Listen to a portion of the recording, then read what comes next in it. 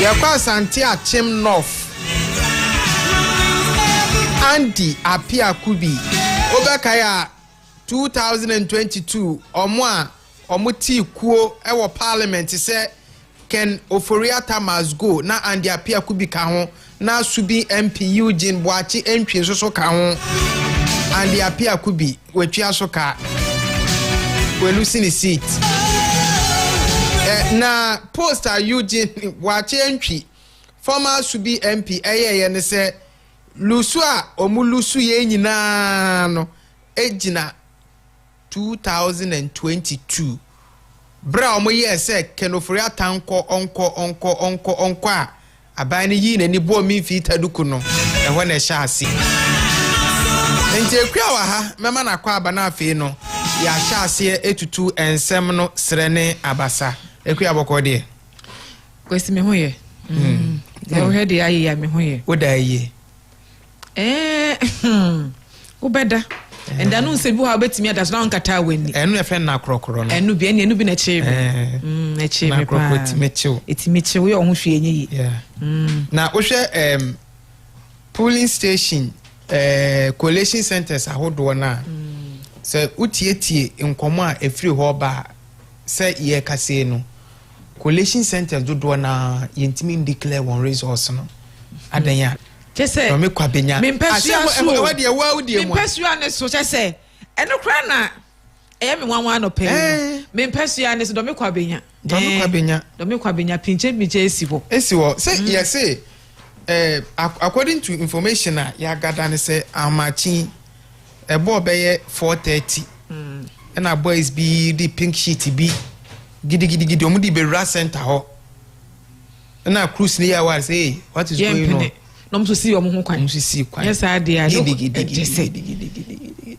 now one share election where ya ebo be 2 nim ho na Adam Bona security analyst na okasa no say for the first time since 1992 na Ghana ya to aba abo no mienu obi anaye obi anjubilate ye nyina gide na so hwe say what will happen obi anye press conference can say comfortably yes now who say then na account for I think say we share 2020 2016 2020 election o man Ghana ye na I think say end day 2024 then Ghana for atiase here say ye to aba no okay the church no dey na I say wo okra me say me first vote me ma me first ma me kwato ye enti onkrofo bi wo hom so te se me die ni bi first no but say 2024 there no onkrofo to aba based on a policy our day ba and na based on and I make say be say if say me I live in a farming area now you are bringing a policy that will favor omo ye bankers omo ye me moame enti I will vote for baby a me ho beto me yes as okra me nkona me nkoto aba no so 2024 aba no krofo to atiase sorry here so moto aba kwesi enti no na me ntime ho asa I think say empanyimfo bi ano mote akunya kase so no they didn't expect say makunya be twiri o enti I won't say so man nya adwuma baby at the energy no so mo dey adwuma ankomu because we know say I say the amanyoku we dia this constituency dey way for dia odakra be wi ni but this year na kwasa do me kwabenya seat bi a ye betimi aka ne sa because NPP stronghold yes stronghold odakra chese do me kwabenya dey but and that say sa do me kwabenya seat ni say earlier on na make asem bi say o hwe controversy surrounding that seat Mame Adwasafo then times na parliament here no or US obehua no the TikTok ba ku bi abi fame no dan ho no di asa ni eyi eno na ya account to ni lose no abram call primaries no so enti time away no be take you over my Kokwe junior be take you over name okay new face let's see what happened we say 2020 primaries Makwe pop up but we win and when there's a joy suffer issue no so by akwa brochire na ye train na wa ma and the consequence no wa nye as in say developmental project bi a anya adwuma bi a say so ani and okotena abrochi so omo te do me kwabenya no feel like MPP for ba omo nya hwe mai and seriously the NDC candidates no aye adwuma okay aye adwuma pa because as in campaigning why adwuma do me kwabenya feel like ye de tie den e be wi ni nti adwuma na anhye down komu te say NDC enino ene na akoba ne sa no because I was thinking that Ajwa prime minister we nya na Makwe eba ye junior ba ye no enka endra Abatoɔ 2 year people will vote for Makwe but ankoba sa as I said earlier this year nkrofo Ghana here say to abase pa ye Dome kwabenya na eda TV ne so collection center ho no you see people are jubilating TV ne so yeah omo jubilating pa and the youth no at say Abatoɔ say Faustina Eleklem akurugu yes Faustina yes waye adwuma I won't say so no nko a amanyoko NDC yeah this time domeko abenyo mu ye adwuma pa yes na wo hwe ne esi wo collection center ho ya nipa afum ho nkan no ne kane na nko bie no wo street ne so jubilate yeah titama ombe jubilate be wie na ombe ban na de esi ombe jubilate ye na esa kroma si na enso ma for ase na be esi na ye de afa okon ho serious that's it yeah okay oh no that's no say white no na say onim say obedi nkunim to apam na tare fita go but onim say amafo bebe na tare fita beka dem serious so but onim say yet elections as he say election enye do or die so election a opportunity eba na ultimate grabia hallelujah when man grabia you go back you sit down then am you do your homework so yes you do your put homework am there get am there what it be film be aka okay when am here man ye we am here man ye the next 4 years you bounce back stronger but ekwa say man wini a we ase aba na wie ya say eno na ye na de ntokwa okay so say wo hwe 2020 about what my Ghana yet to ye na na a BC that say majority and minority in parliament we get the same figures a pie just one person in the team declare ya majority and I think you say NDC for no call your homework this time around cause so share results are ever any figures are ever na can say united and some of the strongholds for NPP are now we don't expect say NDC will take over no they have been able to penetrate to get more seat there but NDC for stronghold now your name say voter region no no say any ho be emu across they've taken it back I think I think say yes I can ni na de results in but yes I can because say ebia ye adwuma ebia ye adwuma pa ebia ye adwuma to maintain their seat and even get more seat to it ebia ye adwuma yen hwe resource ahodo na abani bi yen hwe resource na abani bi baby yako Ashanti region pato fatoso yako Ashanti region formina Abatoɔ empeso ane so no utimu se ehwo nso se formina nso no na biae baako a na amanfo eni di eche pampa to mofa formina resource na mode to so monsan fa to so mame na ehwo no baby biae baako a na amanfo eni di eche pa because na ye hwe se Andrew Esiama Amoako or back no as an independent candidate no what will happen but God being so good no wafane simple 14,000 as against 6,000 they now to say ebi wompa I think this time one bus independent this time Obas NPP yes say on say time Obas independent kokobas or no betimi decide who the minority and who the majority was no major is on no mobile terms I think so no oma primaries for me now popular acclamation okay and no man is so no ko jina hanti e bia terms and conditions on it party penny for call no and no be count and for me now so no for a very long time no NPP dia omo na omo dominate seat. I think say why ejuma. Oye ejuma so yes.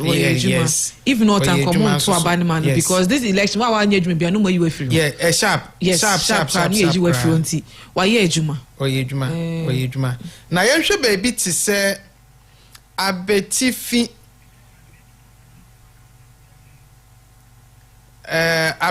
Abatoɔ empeswa no so yenhwe Abetifi resource yensa ka Honorable Brian Champon Abetifi a Greek minister onya 22,287 and Ado Isaac Amoafo etafre no Ado Amoafo anasa Amoafo Ado onya 8,338 that is for the Abetifi parliamentary no na Brian maintaining Brian we maintaining the seat no na yenhwe presidential Abetifi Dr. Mahmoud Baumia enya 20,187 and John Dramani Mahama number 8 ono so nya 9,809.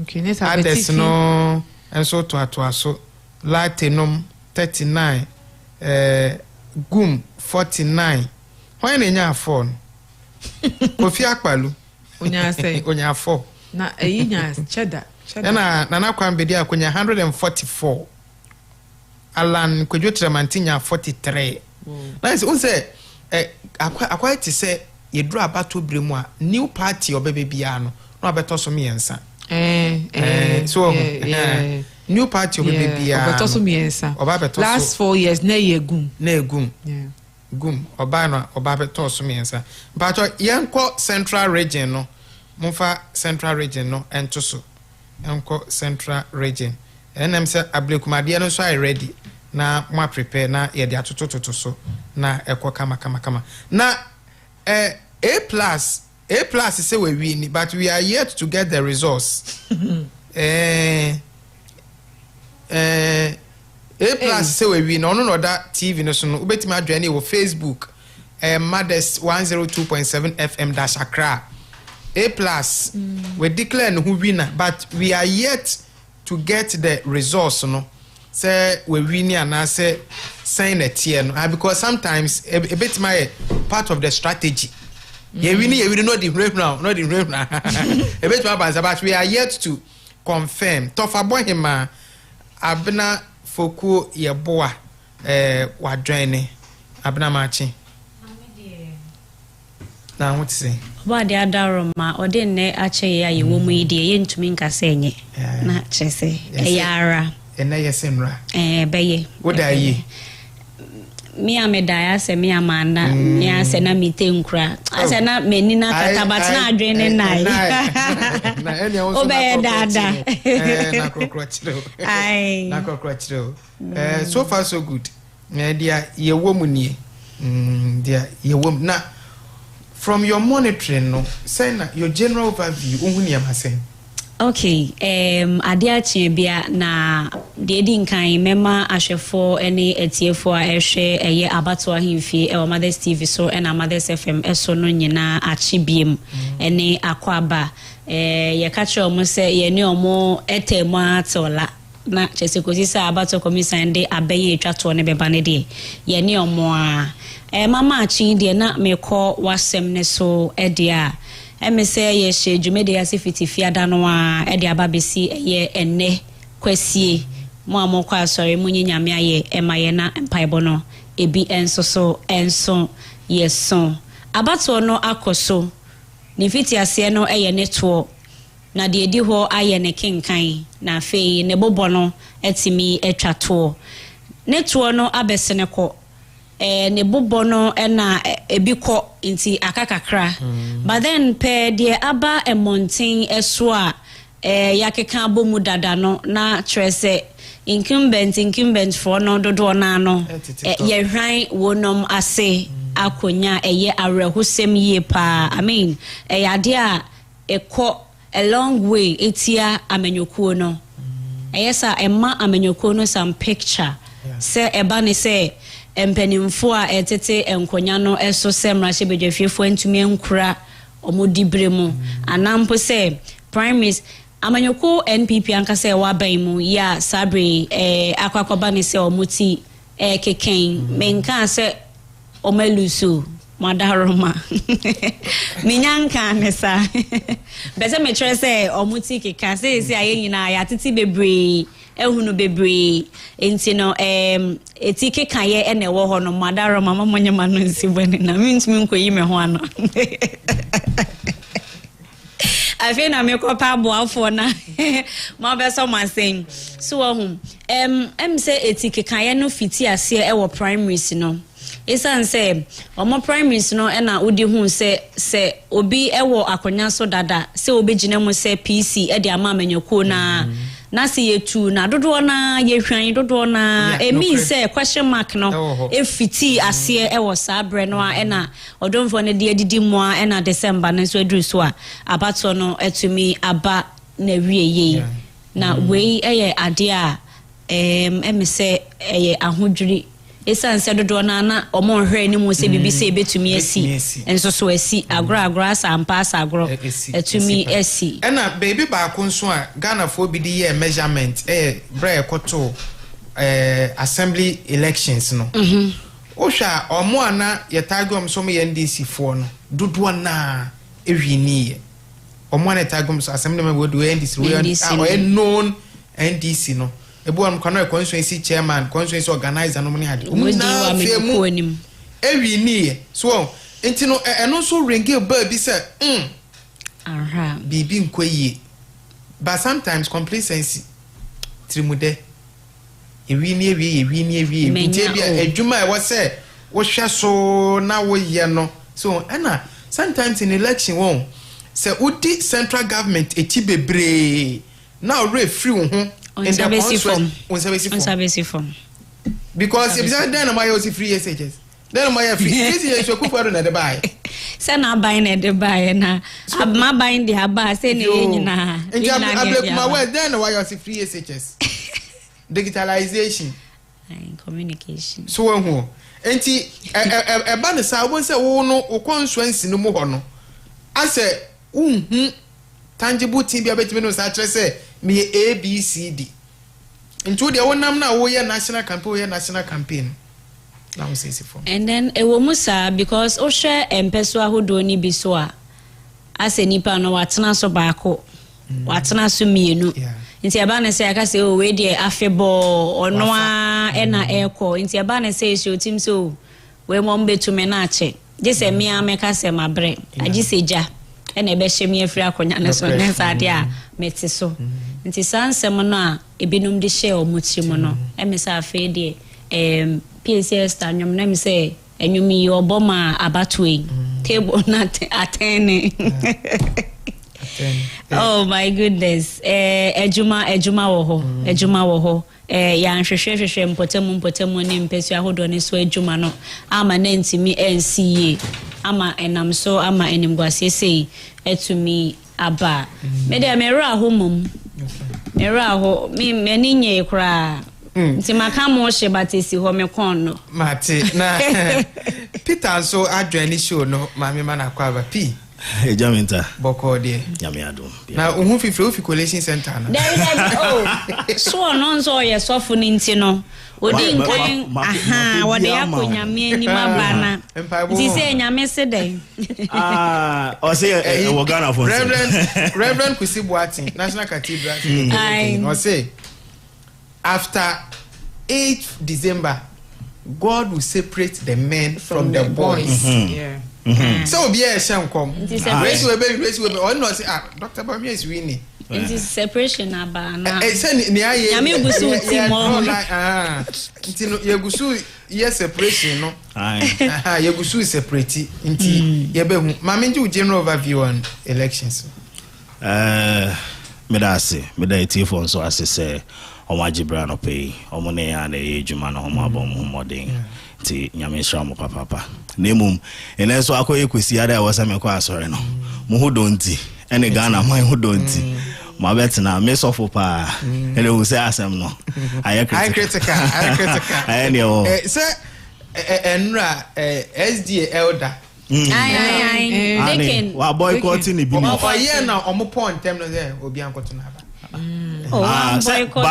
back be free mu omo kwa sorry okay omo pontem 11 gram mo why are there pa dem sofita mi ntwa no yem fe fidike say so mo na ba so esan say your mind bapa on say obia wo na sorry mra but say eba national something any kwan say bibi tumi kweti wo ema wo etwe ho free ho we decision a wo ko make for or mining and then we one time pe sima he na ko gina hodu ko promote akwakosi sometimes nyame o de ye pa amaye just that o se nyini nyina na ye be fata ye nti se ye de asori mra ni bi chechre ye ho ne ka se o ye nkoto aba we wan koto ya yi akwakoto ya watu yi amana be nti ayi ba mfie na no be ye de afi na nyankopon kro na okosu a chen se o aho kire wo me so nti no wa ya de pa sa de ke no merehwe na chede wo me ho o me hu me producer also nti no enra na me tie miracles aboaje and na o kan sem bi say Abatoɔ mu no ne wasa Ghana for ye ne say omoto omobo ase na EC be the final declaration as to obisi EC be the final declaration as to oni akwa wetimi afa Abatoɔ and election and I think said that was the best way to go. But Osanso ka say was say you're vigilant. So in as much as ye di ni hwe na ya to ye boase no, I was say yenye ahwe nso na obi amfa sonkwa anda ne ya chinchina. Ha. Enti no I think Ghanaians have done it so far apart from maintain me ho ase keten bi by any allegations bi and it was bound to happen. Yenim say Ghana Abatoɔ mu de these decisions will sanya no ebekoso akoso but so far so good me madrimu no enye strongholds no kra na ye de be decisions no I think say near Ghanaians should look at is swing regions no because strongholds in the yes you name say into you name say how there omodom ko abetifin price so there then into but swing areas no na decisions main decisions no into eno move na nka we say you need alcohol na yenhwe yi na Abatoɔ but so far security service no almost ye omo adwuma omo ka some bebo omo den omo abon omo den ti ye bo omo abaso adwuma pa omo ye oh yes I was say ye bo IGP abaso dan pare ye bo na abaso we ma make asem bia bugri na abu abra IGP den sensem bi fofore na ye betun bugri na abu say pensem a wo tete ni eyi no sa IGP ya na ekoso atena so eme dia akwa elections ne dia and then people forget it. So wow. Because I say papa no say be obi kwaya basa obeyi nani debi emfa Eugene Boachientwi or the statement be akọ Facebook or a former Subin MP Honorable Eugene Boachientwi Subin, we lost these elections in the last quarter of 2022. The 90 MPs who mastered courage and called on the president to relieve the finance minister Kenoforiata of his position due to his management of the economy. Keeping Kenoforiata at post till February 2024 meant that we were not listening to the very people who voted for us and therefore didn't deserve their vote in 2024. They have therefore punished us severely and taught the NPP a bitter lesson. Almost a third of registered voters, 6 million voters, did not visit their polling stations today. Chairman, to vote due to apathy. Good night. Yanhwe ni statement ma ekuya mamisha asemfri so. I think say Eugene MPP. Yeah, or NPP. Subin yes. Ona no otisu ya. Ye call prime minister Omosha Baranke. Master Barang.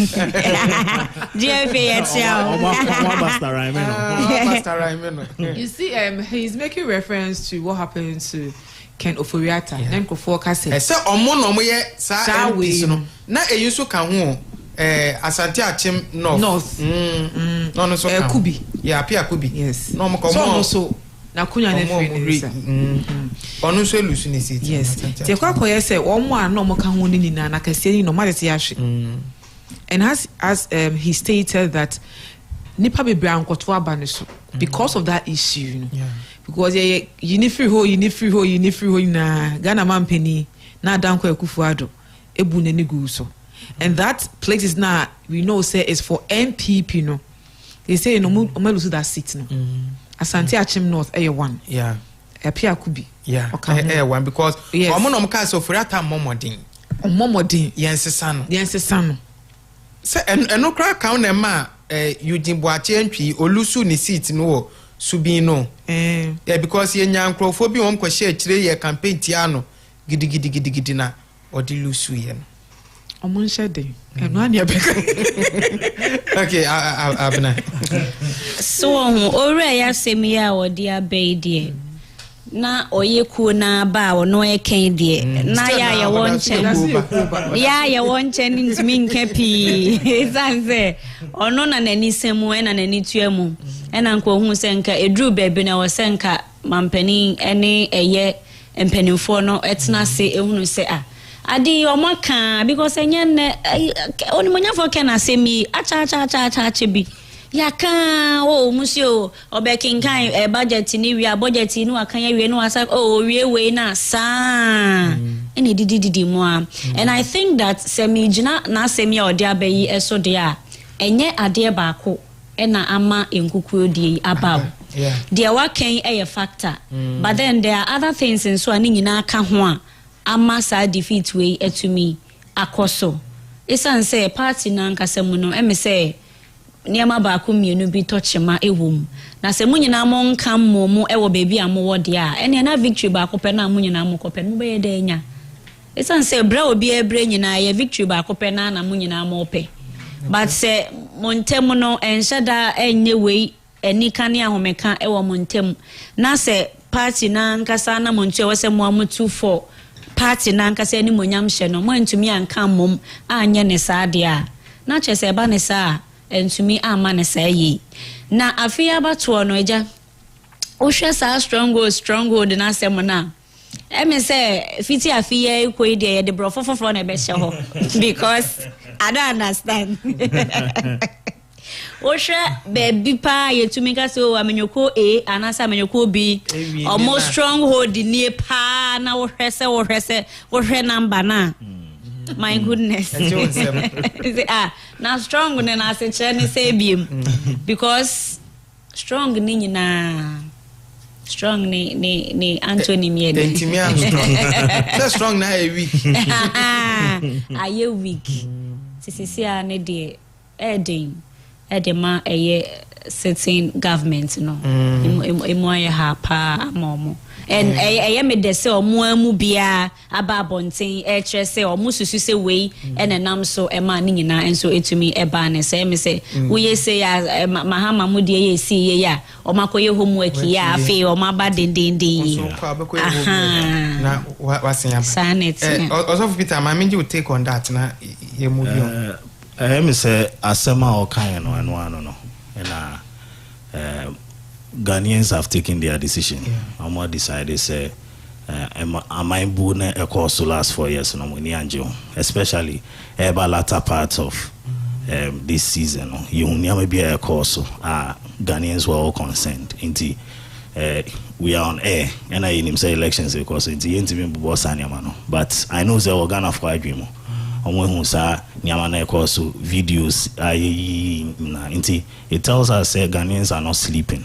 Amoka say be take a decision be against you they will do it and it's also reflected ballots na ebinum kwato ye kra almost say no one place we me na over 1,300 ballots and ashiegu inti eno no ekoba ne sen say omanto abane here na me sure say tampering issue because yeah got to be you say spaces no so kama even oye on san vertical crana black lines be wo chiche it shouldn't get onto them inti definitely a chair say ebinumu no mubu efu pa intina yes decision inti ono no kase from his observations no my then omwedi nkugu when Ghanaians have punished them but trying final results and never declare say indeed omo punish omo ana say omo punish and I can't say to say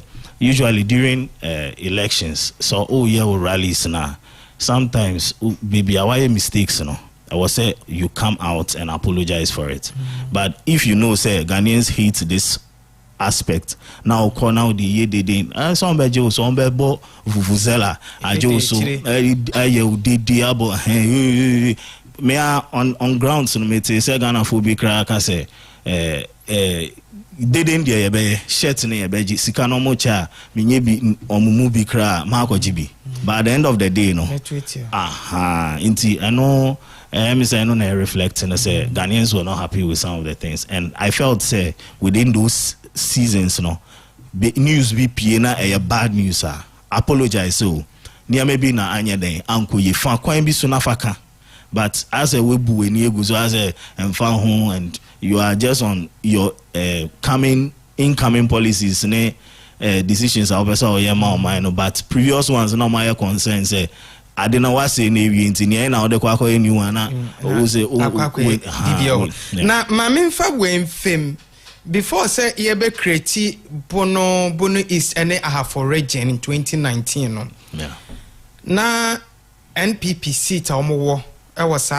biaye omutwa no as bono region na ye 11 NPP were 11 seat and NDC e were 1 nti e create bono region no na NPP e were 11 seat because region no seat e wo nyina 12 NPP wo mu 11 and NDC wo mu 1 as we speak per provisional results aba bonten table na 10 at 10 say NDC momukra 11 na NPP ekura 1 in the Bono region as we speak said they also can provisional results and inka adia ya me bisa me say media houses na e was saying ka mo ye the first agency I had be hu Sani Amawe so no can we at this point trust their results because we know say they are on grounds as well omo twa videos omo share and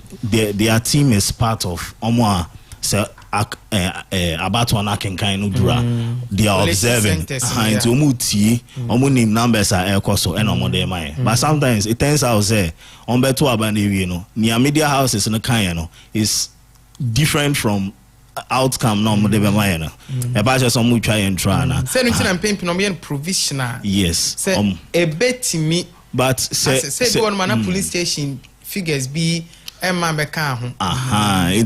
sometimes we share margin na kana polling stations na aka omo de be ka no it shouldn't be a deciding factor say ngan no mum na we say it misses everything at once no but said there was kind tables na ten there engage na nine so I say na pimpim the see form na Ghanaians have decided said the American initially no Ghanaians have decided say MPP for and this time we will shift to the NDC to see and definitely we know this will also reflect in parliament at the end of the day say we are provisional actual declaration na you say indeed our first seats ni na Mate a quick one on this say a whole region almost claimed by the NDC.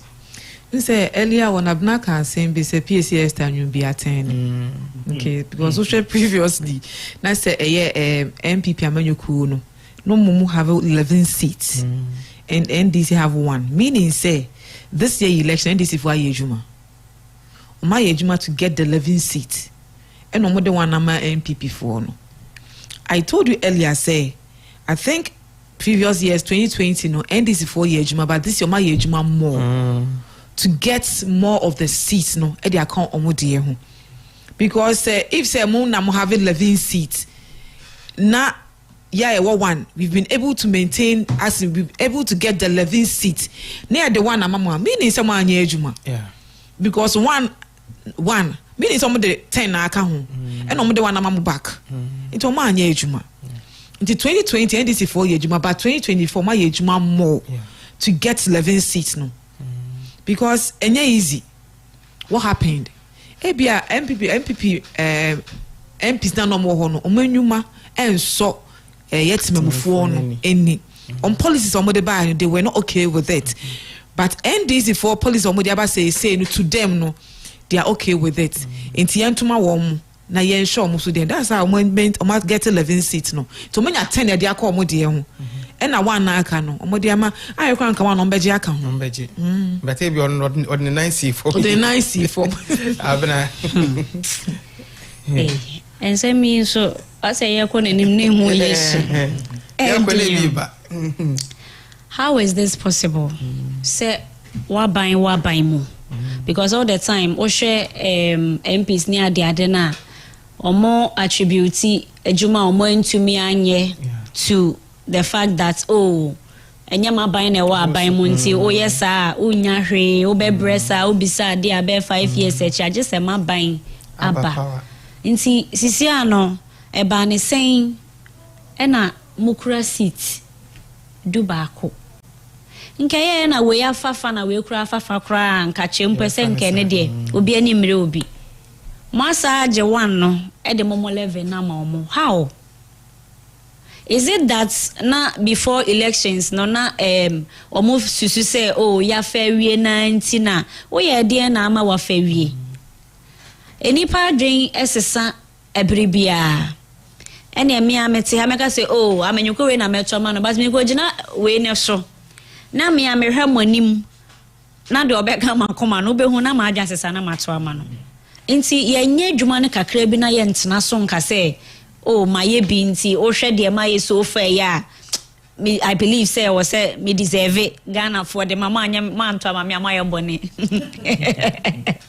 so nti sene me kaye no aye enimguase bibri ye de ama the certain governments is and say senior resource ne ebeba no eno na expose omedwuma omo eye te said the old boss to be eka say dear na waye wo mpesua so a wo de amanyoko ne nanado de free SH fine MPP na de aba wo ye MPP ni ebi kan but then eno no ye de ahye nanado din ho nanado na beka say obi ya beka say president we buy o ye den Mahama yedum so me free SHS nti wo MP no so ye den nti ontena senka se waban mu nti no ye besa ato ama ana waban momu ye adwuma ne wo soro ho no because mona at the end of the day no momu adwuma mo be ye no wase ho no ne be pushi enipa no nti sisi ano se mo aman pra sisi ano malusulusi egu esoro ho ne nyina afi nti ase bibia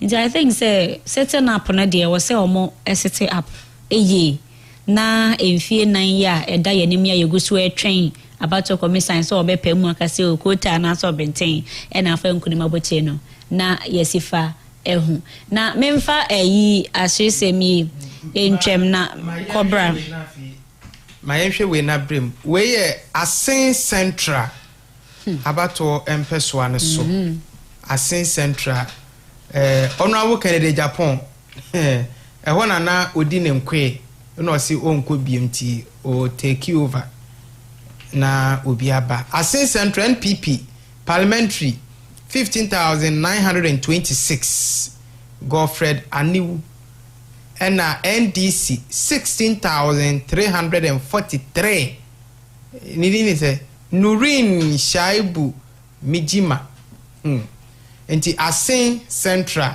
eno so no akroma de ko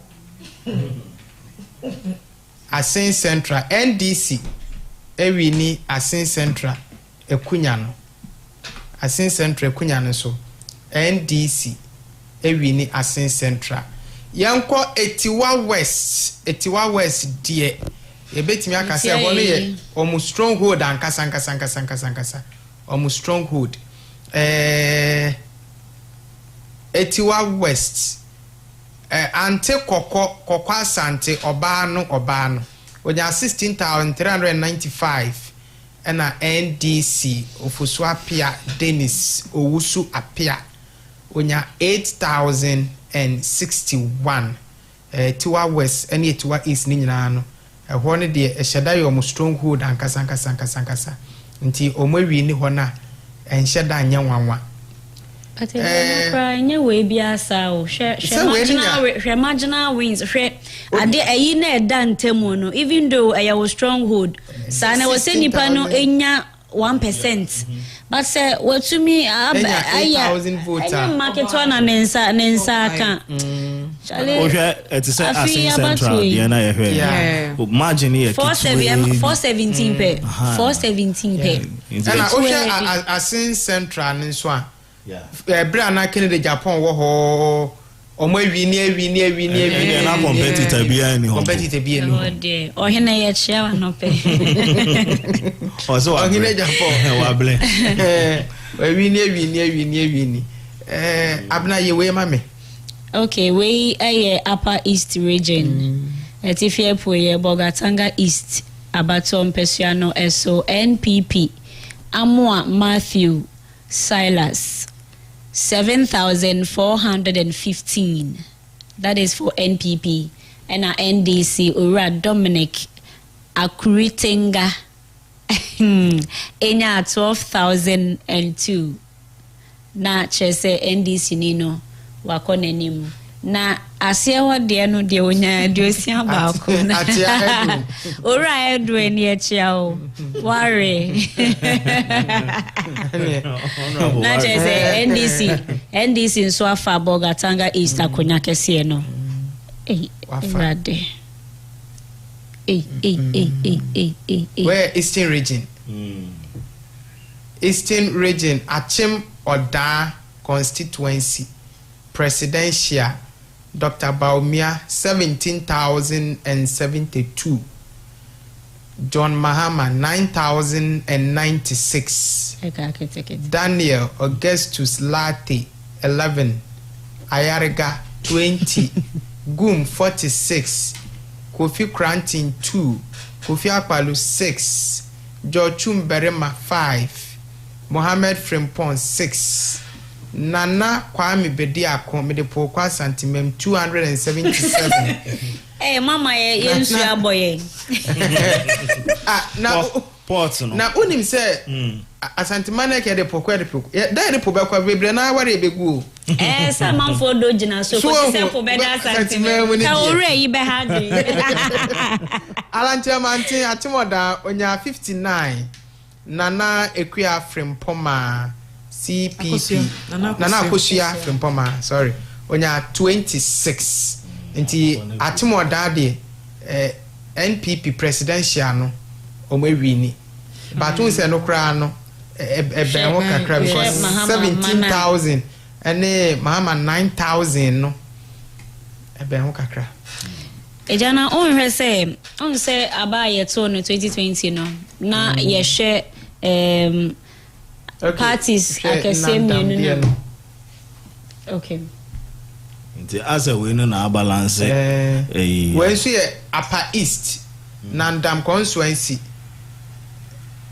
okay John Mahama enya 11,393 and Dr. Mahmoud Bawumia NPP onya 5,959 Daniel GCPP 71 Ayarega 50 Kofi Crantin 4 Gum 12 Kofi Akpalu 24 and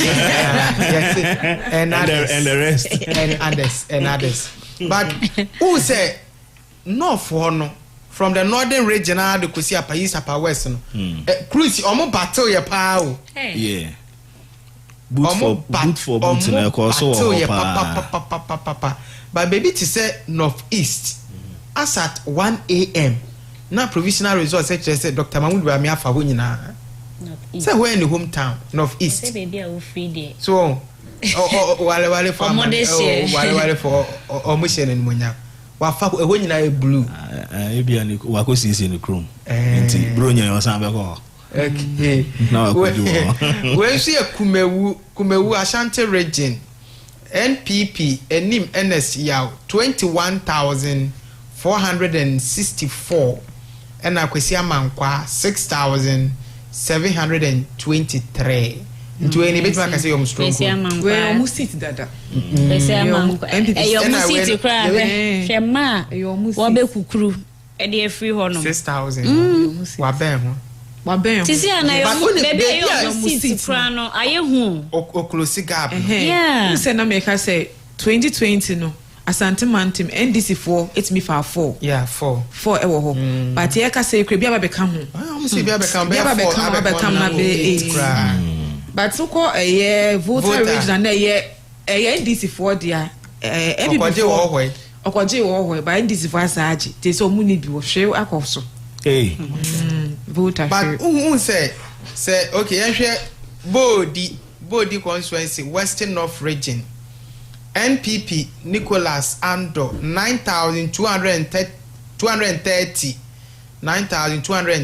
NDC Samson Ahi eho de Mogabio 13,086 we dia che because then times you tell Samson Ahi board the nyenne enti NDC body constituency Samson Ahi wa retain ni seat no enti resource no asen where na airba no na ebusuafo ye de somo near the somo o hwe TV na Mothers TV ubetima join enso e wo Facebook Mothers 102.7 FM -Accra okay yenhwe new edubiase omoto no skirt and blouse enti Dr. Mahmoud Bawumia onya 23,101 representing 60.84%.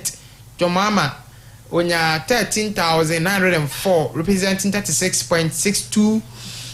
Others no yaka omunyina abom omunya 3,288.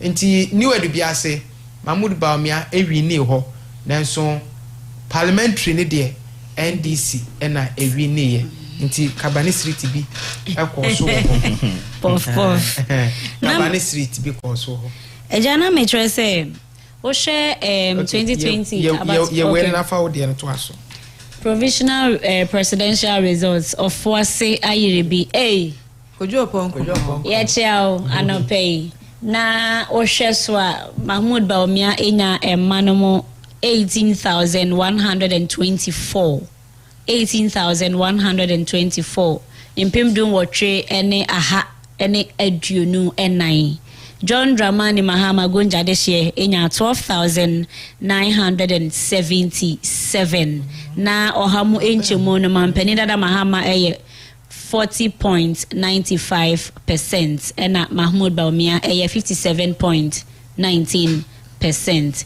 Obefa but yet also parliamentary so ena abano onimanyamfo kwejo ponkroma 18,601 ena onimanyamfo Alfred Osei Poku enya 13,415 eka atonebo na chese otane so a ohwan akonya nani bright ayeye ne de wakurem na mo reza ye kan parliamentary majority ne minority ya na anu ye course who say before say omo okay North die ni so asempesre enti North die so onmanyamfo Edmond Ata Kujo eye Kujo no mo kan wo ene Kujo enti 4,723 for NPP and eye Joycelyn Tete enya 12,778 Gloria Yaira diakano eye asemfofro onya 1,000 onya 1 agbenoto 134 na chese wedding chukra but then NPP still na going to me amfa Hey, Gomwa Central. Gonjade Shafa. Hey. 20,205. Ena Baumia inya 10,541. Wow. Abna say baby a MPP for be wi no. Eya omone NDC. Ketwe bi. Ma NDC for wi ni a. Ya ne mu twi. Mu twi pa. Wo hwe Gomwa Central say ya. Ba jamita. Ena sa Gomwa Central ono so no I no ho swing bi sa o. Na feed swing. Swing nation. Swing na swing. Nteja ye ba we ne so ba na mbese meka bibi say on say ye to aba last no na osha cheda me na ama meka de making na osha ye yi MPP ne NDC a competition ne wo between no mienu no efi ho no na gum abo ne homode panti afi no me hwe party a ono so bebo ne homode as a third force na ye bata say ye kwa ye kono o hwe new force and the number no encouraging pa or konenim or ya de okay yeah bono de no Mr. Po aha we bono region Brekum East Abatoɔ Mpɛsuano eso Baomia 16,556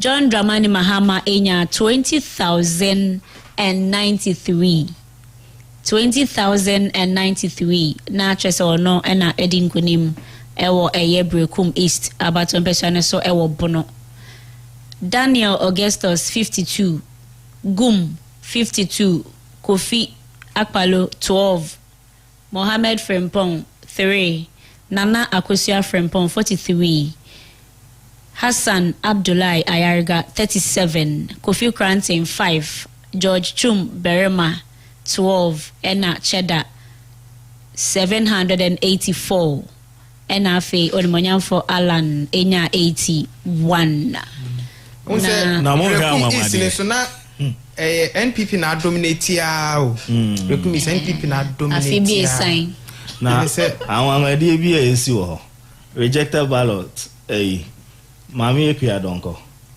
obi akoto ama no emu pa Ghana for it's a rejected ballot okay yeah we yeah hey closely contested Ablekuma West Abatoɔ Mpɛsuano eso ene dance man ne mpotemu for high mami Esla Owusu Onyamano 16,304 ena Reverend so for Ponkwe Kwado Onusunya 20,444 na chese wetumi atwe mami Esla mupa iya afidie we hwan na se akonya aye mobo o hwe margin so 4,000 emu pa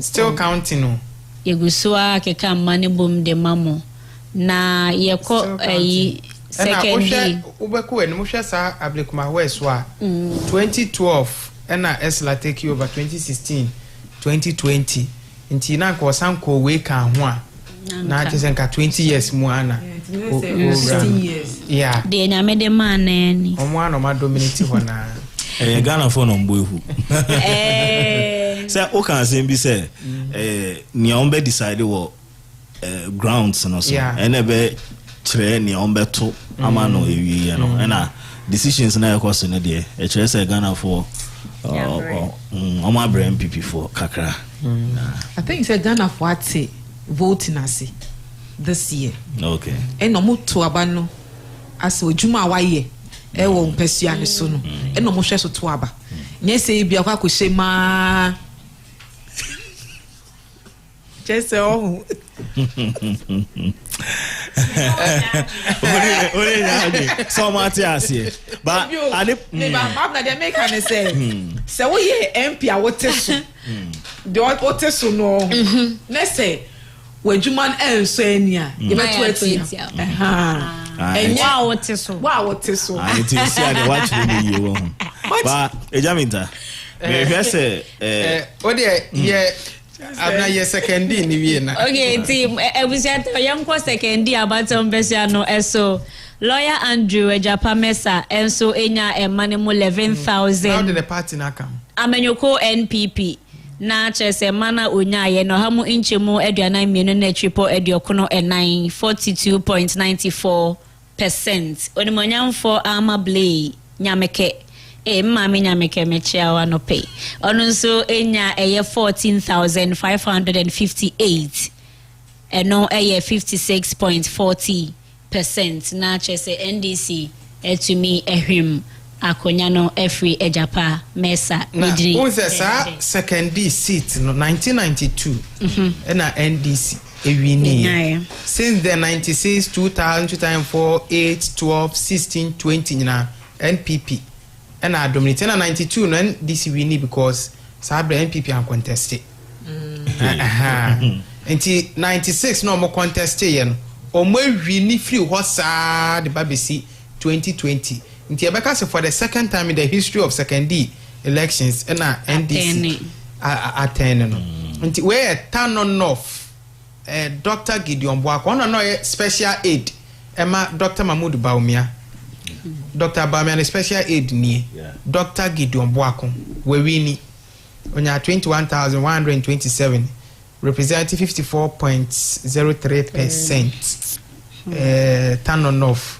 Nti ne boss am femu kroko so because unim abra appointees no sha se so mo rashe parliamentary seat na no so ringi bell bi yeah na ringi bell bi onya ko share ho onye ska kakra bi na o de ba be pre seat abna yenkwe ye mobo I wish you for collated results so far. Emmanuel ni omakika bomu na enyina we presidential no police station and abanesa no so we polling station collated results so far unsase ho no 37,489 out of 40,976 polling stations. Police stations no 40,976. Yake kambo mu na ye 37,489. Yeah, nti results na say. No more results no. Ena me say ene. On vedida da Mahama de no. Na me say me ma si che free mu. Aju for se keke bi bom.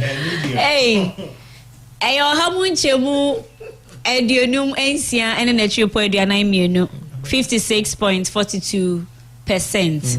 Ena eye Dr. Baumia ka no votes no. Emma no ho. Okay. Se me ka mane dia. We ja yeso pe wasi dodo mahra na mane do pe kase.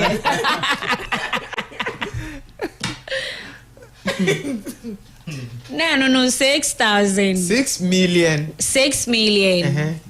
50,000. 588. Oh wow. Oh, mata.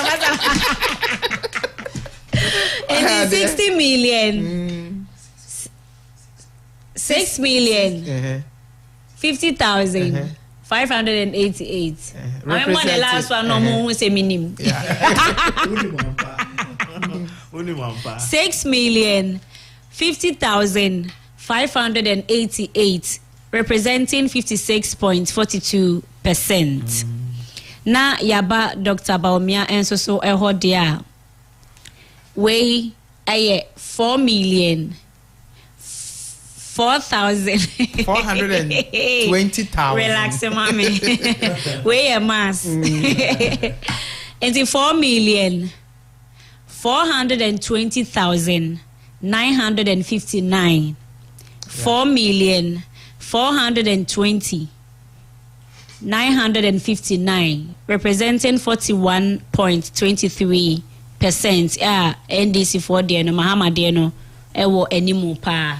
enso kakra echen eye Dr. Baumia enso so edie no nti so far de yensa akeni ebi eka ho a omo enya enkeka emfa emmumu a eba nso a yede eba besom mo we so eye Eastern Region epoemantam ne mo achiase Abatoɔ mpesua no eso Mampeni abedi achre Dr. Baumia enya 12,873 ena mampeni dada Mahama enso so enya 8,607 enso so ewo honom na chese Dr. Baumia manumu ewo esropa na eba eye parliamentary enso so a woni monyamfo Kofi Ahenkra mafo enya 12,076 na ono nso so etumi afa enkunem abotire no but then NDC ni Ora Samuel Owusu Braku enya 10,156 a chese wa ben pa wa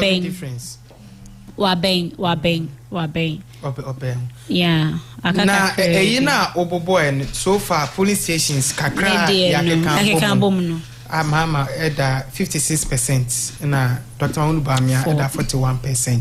Into strike difference na. Say your mama lady 1.6 million votes. Ah, my goodness. 1.6 million votes. Say jamatuntum bia metwem na se ne yakon sa na yakon dia na chese ayehu. Because we are in 2016, tama mampenyu go for David or 1 million.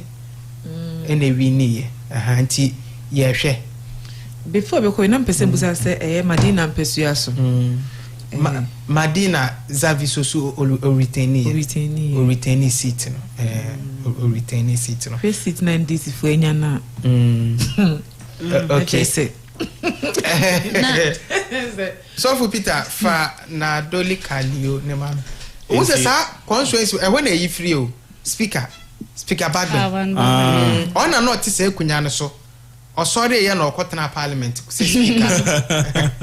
ono meeting in kana wo GHS na shark no wo in class no be na dajman ono tai boni din yi obo ano de apem Bagbe no o ti bimbo me ma ko ye kroboni na sa beng no wo mu no me but ono man ni din ka mi chim ye hwe na Dolly Kalio constituency na provisional presidential results are APA and they say Mampenya Bedichi Dr. Mahmoud Baumia enya 4,553 against Mampenyinda da John Dramani Mahama onya 24,812 enti sorry or the 20,000 and a train mo enti hono Mampenyinda da John Dramani Mahama and Owini here. And I said they are making or the 20,000 votes and the chain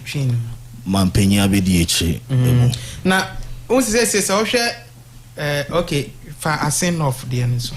Okay, you hear Asin North constituency and also and also your provisional results for presidential. No?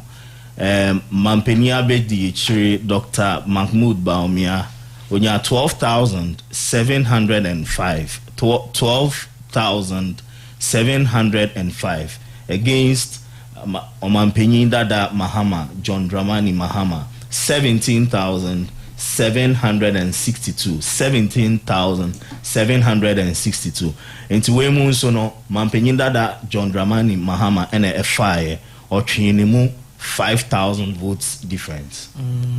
Parliamentary ne come. Okay. Parliamentary provisional results and also Honorable Charles Opoku enya 13,599. Now the party na come for MPP no. MPP Honorable Charles Opoku enya 13,599 against NDC Honorable James Jechikwesin onya 18,023 nature say NDC 4 and afa Jechikwesin were retaining the seat now ohwe na who say before say ye be moving on who say no presidential no Dr. Baumia enya 12,000. Yeah. Ena parliamentary no NPP ne benya 13,000. Na just say was skirt and blouse bi. Bibi ko so kakra. Skirt and blouse bi ko so. Ebi won mo to ma kwesin. So but man to ama Dr. Baumia because presidential no mu akofo. Yeah, and parliamentary no mu akofo. Oto parliamentary no NPP a na wakoto presidential no ama mahama. Eti eno no 1,000 difference bi there. Omo to ma. Cape Coast South. Cape Coast South constituency and also provisional parliamentary results no. Yehwe NPP for Honorable Ernest Arthur.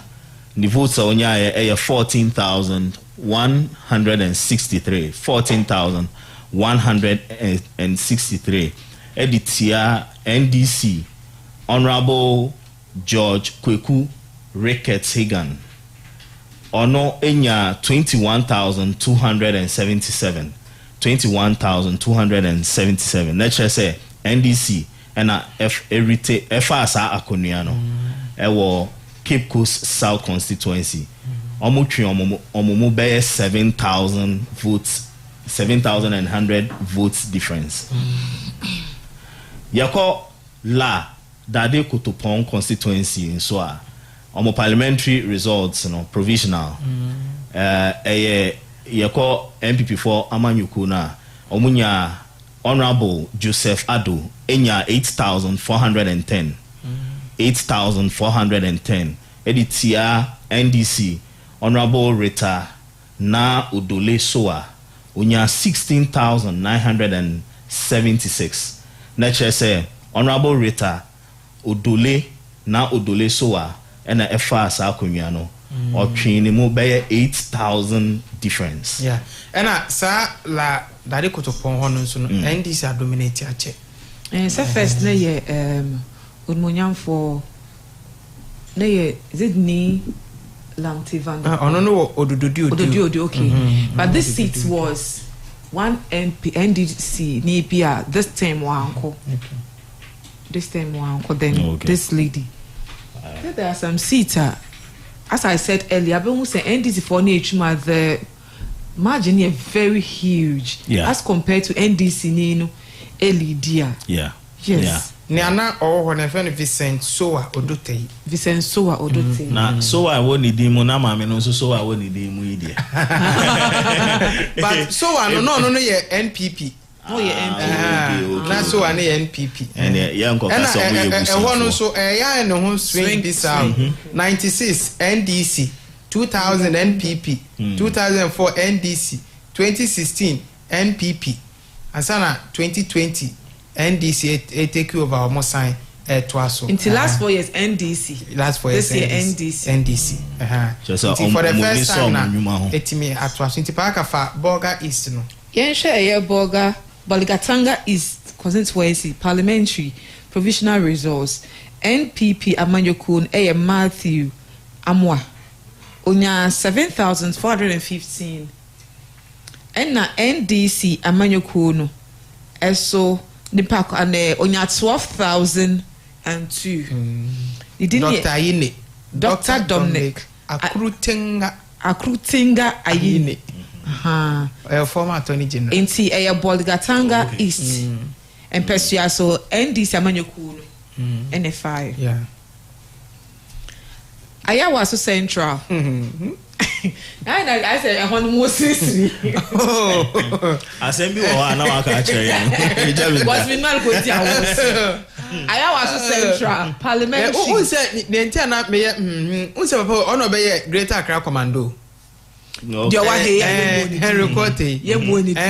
No, Greater Accra Interior Minister. Greater Accra Regional Minister no. Before say you moving akọ interior. We say time no Greater Accra na o magabakra. Say bia wo koye bola wa ha wo ko she debi. So no 2 eyifue. Jennifer no do ko kotoku na Jen kotoku. No 2 omo. Eni say obi so atu. E ma ne be kan say omo de na medro su ni ade bato nsheki. Nye we do a sheki. We bet him. I Central Parliamentary Provisional Results. What to Jennifer but obi so atu. MPP Pacho munko mwechimai. MPP Henry Corte onya 23,339. Say you on one day. Yeah, Henry Corte. And na NDC parliamentary onya 29,000. No be yet calculations na mami. 29,965. Okay. Next one if I MDC ne 5. I was central. Interior minister in Efivo. Bimbila. Bimbila constituency parliamentary provisional resource. And then the MSA was no kukweti me for Dominic Nitu, defense minister. Wetimia fa kunya just what defend the kama. We defend the kama. Onya 29,267. 29,267 against the NDC. Dr. Joseph Roxen. Also near 25,355. Yema ETF for who say a year 156 polling station out of 184. Still counting. Yes. Still counting. You so air kind. Equiapim South constituency parliamentary provisional resource. Now we me dey be wom now koche Sheseka Eric 15,304. We mu dey any dey MPP amanyoko. MPP amanyoko no. Now I'm trying to say figures not the winning year no. It's not that way. 134. 134. Lauricia. But we no much omanka say me hwe polls ni na no account no. Because we out of BB. We polls ni na. The way the omanka MPP enya 15,304 whilst NDC nya 15,438. Equiapim South. Equiapim South. This is a man. It's almost the 134 penny sound. 134 and a sound. A man. For Monfanto Sumai. I say Central. I say we Yakumu de Dana. I say Central Yakan say Central. NDC Ewi Niho. NPP 49.35. And NDC 50.64%. Nti ehon so no omawini. But Equiapim South so na a comfortable lead for NPP. Equiapim South. Equiapim South there. Oma dominate. So this I say obi attempt ni nyamba comfortable lead no. When na ebia nyamba. My just say yes dua anansi edi ehu no. And I see press conference the last 4 years there. Calculation center. Last 4 years they never back to back. I say we na we yes comfortable lead. Calculation center. Now then na more comfortable lead. Na when I'm street. Na more jam mu jubilate okay. But every one number banana just say. Yaminta. Ashabarankem. Me nim de ebe pushi Ghana for every NDC MPP decisions no more always no. To say akwa some person be try any new party be and on be move on to a different decision. Yeah. It say ni akwa ene say we nya and the yen farmer we. Na we no so ye hwe na yen farmer no so ene yen say aba no. But say sana international global yenim sa but and also kyerɛ me sɛ wɔn sɛ nkrɔfo dodoɔ na ɔmo no a ɔmo timi sisi wɔn no ɔmo nhyɛ da nyɛ literate saa na very educated saa nti ɛno no yɛtimi de nneɛma bɛgye yɛba bɛkyɛ mu nneɛma bi na yɛde agye mu vote yɛba bɛkyɛ mu yɛba bɛma mu sika bi ne saa nneɛma no na yɛde abɛgye mu vote but nka mamefa English Botiano English amount from Slightete name Pesuano and Fem NPP Slightete onya 27,643 representing 42% as against NDC Felix Akwete Oakley 37,456. Representative 57%. Independent 300. Any nekaka. Into difference near 9,813. And the NDC data NPP who ewo Botiano English amount from. Honorable Slide on a Deputy Minister for Information. Yeah. Onwa Slide or a Deputy Minister. Onwa Assembly King. Especially also a Wahaya.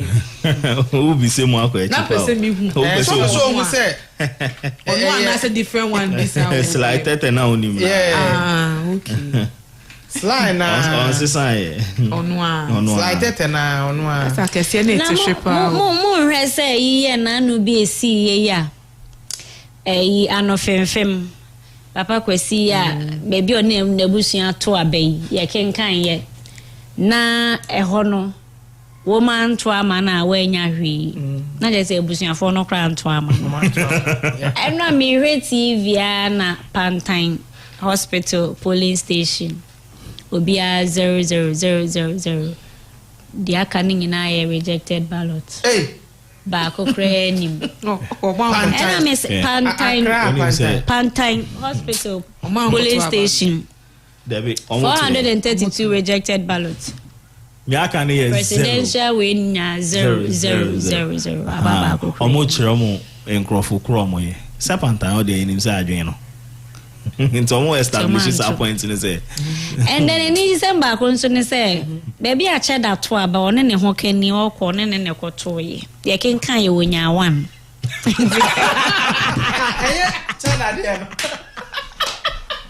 Na me ne wa boma kwato aba why na dia he na debut rejected ballots there na e want rejected ballots rejected ballots e wo mu I'm sure. And the be a mistake back we a mistake and I need no can rejected ballots na obi a me ne meyere yakoto aba na se yakan na menya wana sa no me na manto ama me ho ana meyere na yi mi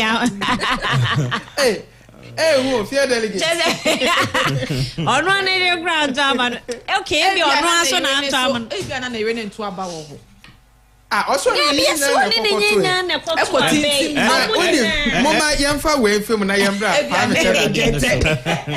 so far parliamentary seat ni nyina no omode saafo no ebeka ho no akwe 276 and for you to gain a majority no I will say winya 139 and sana yakaso ye majority so far provisional results no NDC win 139 seats in parliament.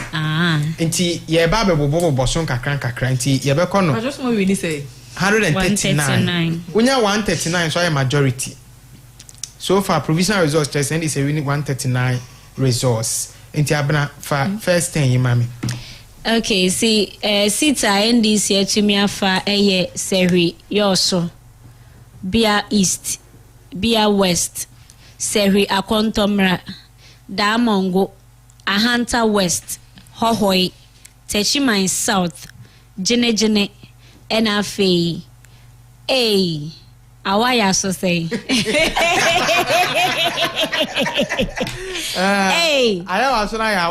Awaya so there. Ayawa so West Wogon, and so Ena Ewo Dumelo Honon. Na says Mami Lydia marching. Yeah, Becca so omodi aye thank you Ama John Dumelo. Yeah. Wabre. Neni abre ho. Wabre. And na this year oye ejuma. John and says Lego University no. A whole community. A whole community on it one. One so we need when in your police station we need na. We need the ejuma ship. John Wabre in Tom there. Thank you. A+ the any ko see say. So far the good ni mo. Powder ne yanko fa inti no fit 11 e ko si 20 ne so that year so Adenta Elembele Jomoro Ahanta West say no ya border down okay inti Ahanta West Madina Sunafo South Sunyane West Efia Kwesi Mintim eni anaji ho baby ena kole clote na kole clote hono na just information e di nka ba ye na ye unti wo se ntempa me ka se sa seat no ye nya abotre ya santo hono zinato hono sa seat no very hardly say NDC belu sa seat so easily so untina say but hu ya na je say na sense try for ye tumofo asem no de munim na mo ka eno kra na that because e busa comfortable lady me hwem phones no obi so no so di mutintima power MPP amonyo ko di ono so atro jokers na ye say ye ho ye de o hu no comfortable lead ebi my so be jokers show us the way asat about 740 constituencies do na yewie still on buso tempenten kwa e wo ho no also fa 21 to 30 man table no ate ele ento aso na infantiman dome kwabenya holiday here Ketu North Adaklu who your friend saying me nu anomu agbefo mama mpamo me mami agboja constituency no Ahenfie Central Aguna West Aguna East Twifu Asi mokwa Ekunfi Ejumako Enyan Ekunfi na do ye ho kalipo baye NDC for afa na sa kalipo do kura kwesi se ewo semse eti we am making kind okay pa de Ghana for na pineapple juice ginger kaka pineapple ni ginger nice very nice ya kalipo amamo na abase no ba market ba ku bi no na ho se na supermarket yi kra wo ha kra bi kra wo ho awokọ supermarket here wo ya filling station ubenya kumfia no okay come on so mo de no anshada o man ashoto nti okay also to aso kumfifo okay yanto aso next 10 September NDC for HS NDC for still 31 to 40 and Asen North Kia Commander Edina Egwafo Abrem and no more chat so I am Kia no Gomoa East Gomoa West Cape Coast North Cape Coast South Ewutu Senya West Adan East Adan West Asawasi Kumasi Asante Reja Asawasi Muntaka Asawasi de tena make us say nka ho enko wini ya nke be Asawasi anaize ofa next ofa and I say Asawasi no the last time na me check no Asawasi she heart of Kumasi o e she Kumasi fifi I say hey and then is for mo omani ade mo pa Asawasi omo maga back abora Kumasi stronghold of NPP na ne kokope ni omokoye wo ho ne die omo abomode omo yade it is Asawasi the NDC afo which is what seat no comfortable waje aboso comfortable ne mpre hu waje aboso eyehu pa nti ase right about now na kwakoba ne say NPP for the dodo na de yehwem but the NDC for the omukura ankasa pa ye kase wa ha NDC ne de unhye da nti say NPP ehwema na say etetesa also 41 to 50 okay nti Tamale North Okan Koi South Ketu South Ebura Aseibu Kwamankese Esikado Ketan Esikando Ketan ehona Jogate na neho NPP Jogate okay Sene West Ayawaso Central Tema West Sunyani East Takwa Esuyam. Monto na ejaminta. Ni aye dia ye bejawa ha. Na eni etiefo ento asoma ye na yati de debi ye ba. Ye be ma etiefo ehunu ye kos.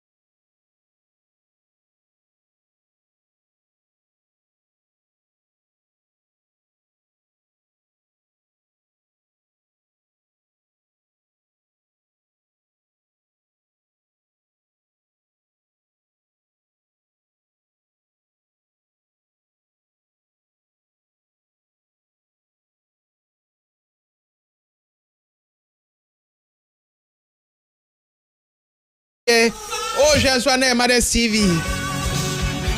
Juma na ni ekeka figures ni bia bom. Enti juma na yeguso no abna fokuo ewa ha. Enti abna. Menu sa. Se nyom no sisi ana me catch us say afi no PSS sta nyom no bo my election no. Okay. It's table no atene into no me say ni jesem obi e bom pa ye say there you see yenya positive yenya positive ma ye gidi enya ha say asawa anansa say dia akofo ka say sidi na ye hata ya ma ye gidi emunye dru na ye hu say me gidi e wo mu say akofo do kan semu papa ne ho nsem ono a sidi na ye hata so hu intini sisi ya ma ye gidi emu enye dru me can the babisi say ye wo ma shebedwafo ana omo gina say ma shebedwafo ma ye adwuma I believe say ye de omo adwuma egu nsani ani a akonya ne ye omo dia obi ani omo mpre ho ene nyankopon kra be di adanse say we ne me doba wo so me matima yento aso NDCC ta hodo a omatimi akwetiri 41 to 50 also yenko asa we no ya kind da na we so na ye wona eno na wo boss na enti ye ko ke amani bi bo mu bai enti sele sabaranke mami sha se biom na Tamale North NDC for afa Okan Kwe South Ketu South Ebura Esebu Abura Asebu kwa aman kese wa boss yi dem nko obiom Esikando Ketan kasabe enzima western for no okay and say abano mo o se omo kan de more premoche 88 more premoche twe ayumi ebe eja wo twe na yesu kwa premoche se mentini ye more premoche enti fire ko esikado Esikaido Ketan Sene West Ayawaso Central Tema West Sunyani East and also sa takwan swayem sa Tema West so NPP di acho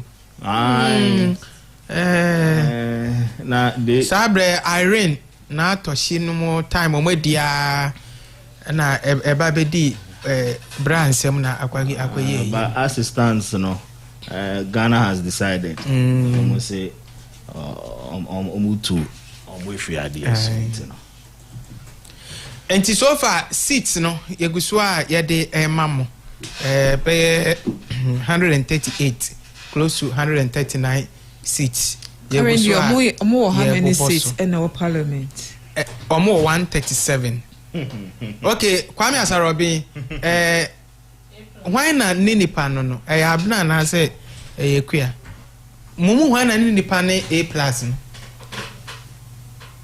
enyina yenim no yenipa yenyina yenipa ya moye mu nipa mo Gomwa Central Parliamentary Oben Kwame Asare onya 39.63%. And manenya 14,277. Ona na no yambusa say ekosi sen. Ne de na. Ono de ne say amanyo kodi bi anhye. Ono independent. And na second person the percentage ni 32.3%. Ono ye NPP ni no na ehia. Ono NPP na ehia ni NPP. Ono so nya 11,637. Others. There's some more maka. Others no. Many more. CPP for ne gum ne. GMPs. Nature da muni na ke. Yeah, come independent. Yeah, come parliamentary candidates in Aboma. But you say ebia list we in there. Enti hono Gomwa Central Kwame Asarobin we. Na father no di go ne hono. Enye kwa. Yes, A+ e win. Wa ye adwuma. Na den no mo amfa NDC di anka ona ehun say yenya first trainer and the rest no say because by all means others no dey NDC others no and I make sure say and by all means who go hwe mo NDC be dawso others nko mu yi o say the frauders na ability o nko mu yi ono nsi nchen na others no mo pick at this point they were fam could ma put focal point Ekuya to asoma me seat out do NDC win from 51 to 60. Okay, I share in Sawom Adoji. NDC for Alpha. And I Sisala East. Doma Central. It's Nafu North. Sa 55 a Abana Crew. Otaba Hopa. Trobu Otaba Hop. On some make I say, we ya Boba could be an Messia. The name is a repetition. A bemo. It's Nafu North. Say, ya Bodada. Repetition. Techiman says you are bothered. Oh, Commander son. Okay, go any. Be a job. I okay, Trobu no sooner and Omo Bama Samayu. Trobu and Yamasama na Omo Boshi. Sapukwase side at the air corner, NPP. And I Doctor Kofi Ham one. Ashabaranke. Asabaranke there be and kind anti Kuya Yanko Akachi North South a year ton South ton not if I na Iwono Okujeto Central not as all no fire what dear Tombia Tomato South ton Central ton North ton nyina Shao Sudoku nso dia okiane ka omefa ona me ben ho nti okay minimum so okiane North Daipando Guan that's Oti yeah okay Guan omo na South for no omo a last 4 years omo anya representation ewo parliament no sa lolobi akpafu likpe for no sao you can it aka no sao no okay omo no ye Guan constituency no for the first time omo so omanya those the last 4 years omo ye there last 4 years no money MP but no more DC yamakwa mo to presidential but yamakwa mo man to parliamentary nko mo to parliamentary na nka hang parliament nka ya asem foforo nka boss pepepe but ya mama omo de ko Supreme Court ni ade but ankosi aga na yenhwe from 81 to 90 Tano South Esutifi North Esutifi South Boko Central Boko Central Zibila na Binduri Boligatanga East Boligatanga Central Bongo na Buisa North na Buisa North some befa Buisa South Buisa South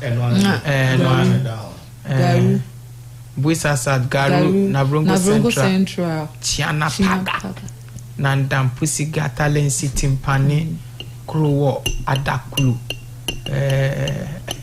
no phone mudini de ebiedo Pusiga Pussy oh as a pussycat no pussycat as I mean Rihanna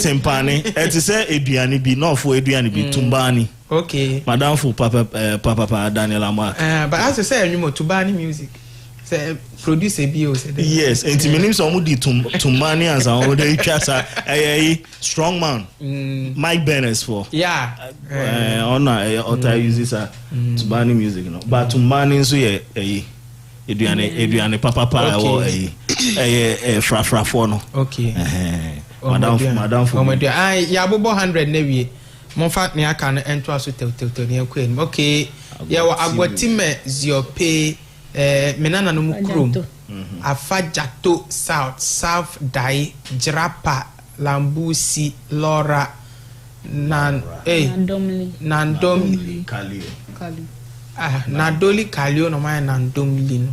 Nadoli Kalio. Nandom. Sisala West. Na Sisala East. Sisala East. So fancy. So okay can be boom titi be free moi. The back has about 130. So about 130 seats be there. NDC for no acclaim me. Until ye okay, ye wa East, wa Central, wa West. Dafiama Buzia Isa Ododio Ablekuma West Ningo Pram Second D Tamale Central former minority leader Nimpeswa Sonono na Equiapem South Haruna Idrisu Tamale Central Obeduma Yanko say okay yeah firm declaration say no a minority but na himself be share majority I say and say no because of court ruling nearby in Intino.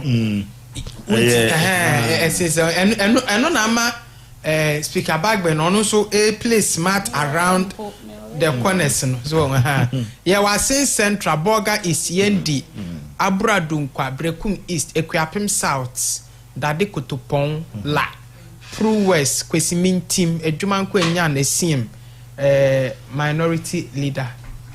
Okay. And Team Pacho Madarama production Moyana Monfa reporters no so enre remu my okay 31 Ekono yeah obebi ani anwa so be kwai Asin Central Doma East Doma West Doma Central Doma Central former health minister Kwekwaji my menu oh really Doma East, West and Central. Oh, it is a cruise in the port. Hey, Doma Central. Oh, now we are crying or could be a chips compound be a no. Where be a my yes? Yeah, bet wait. Yeah, that was it. Asante Achem North, Lower Menya Crobo, Yellow Crobo, Upper Menya, what dear? The NDC ever find. Infa. Me were around. Oh, Lower Menya, Yellow and Upper. Me were Menya Crobo. Area more. Lower Manya Crobo. Okay. Me Cromo. And I heard him in NDC. Oh, yeah, damn. Yellow Manya. Now me back. I'm saying no Lower Menya na Yellow. Eja, oh, you know what you're saying. No Crobo. You know, see, I say, oh, my back.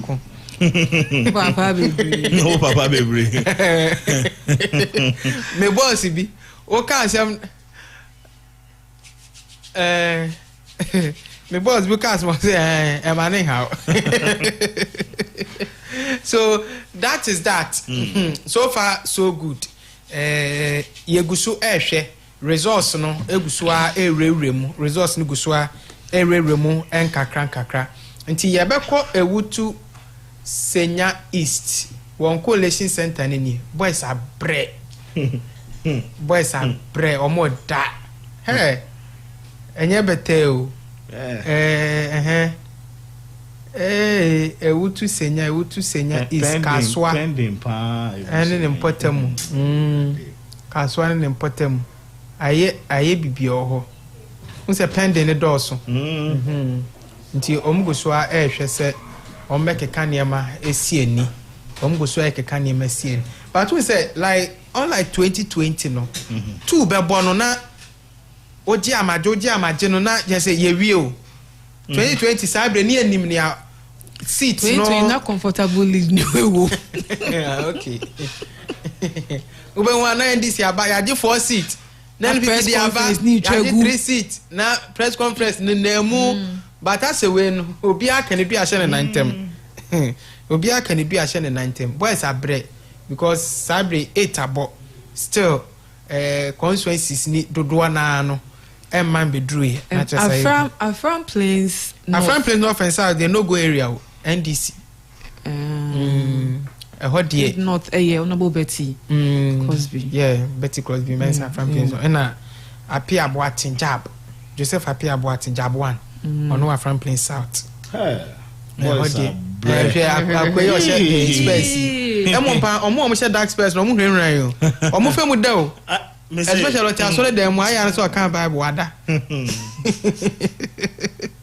I so kind by what dakra. Na yentwe baby to say Asante Achim North. No really an independent candidate. Independent candidate. No we need sa seat na say bia NDC and I say BB party David. Independent. Say Asante Achim South. Anyimedu ho so independent gina you. Lawyer Richard Eduwa. Also gina edu da ko. On Ojina incumbent Anyimedu. Anyimedu maintaining the seat. So Ghana politics and I say voting is hardly say independent benyam.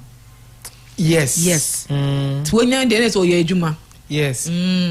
And say we are independent now unti kronim and I say one ma 110 temwa ubejina emfa. This your boy nyina ho. But obo we nyina. So obo prime minister no koye. Central. Boy central. Yeah. Obo Dwaso South. Asante Achim Central. Yeah.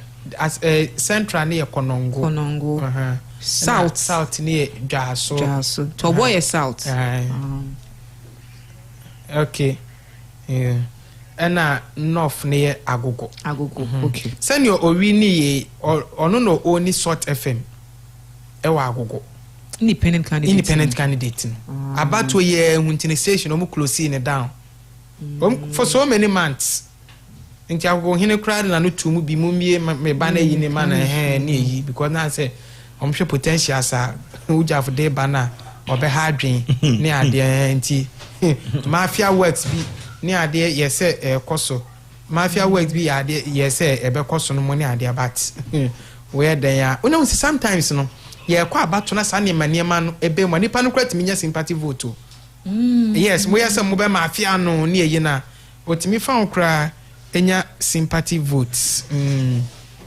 Yankwa amano so na ye ne yenua BKB entwetwe enkomo BK man boko de Adam ahweni experience ya ho ye we de kafra due ma mi so mi ndue bi due ma mi so mi ndue bi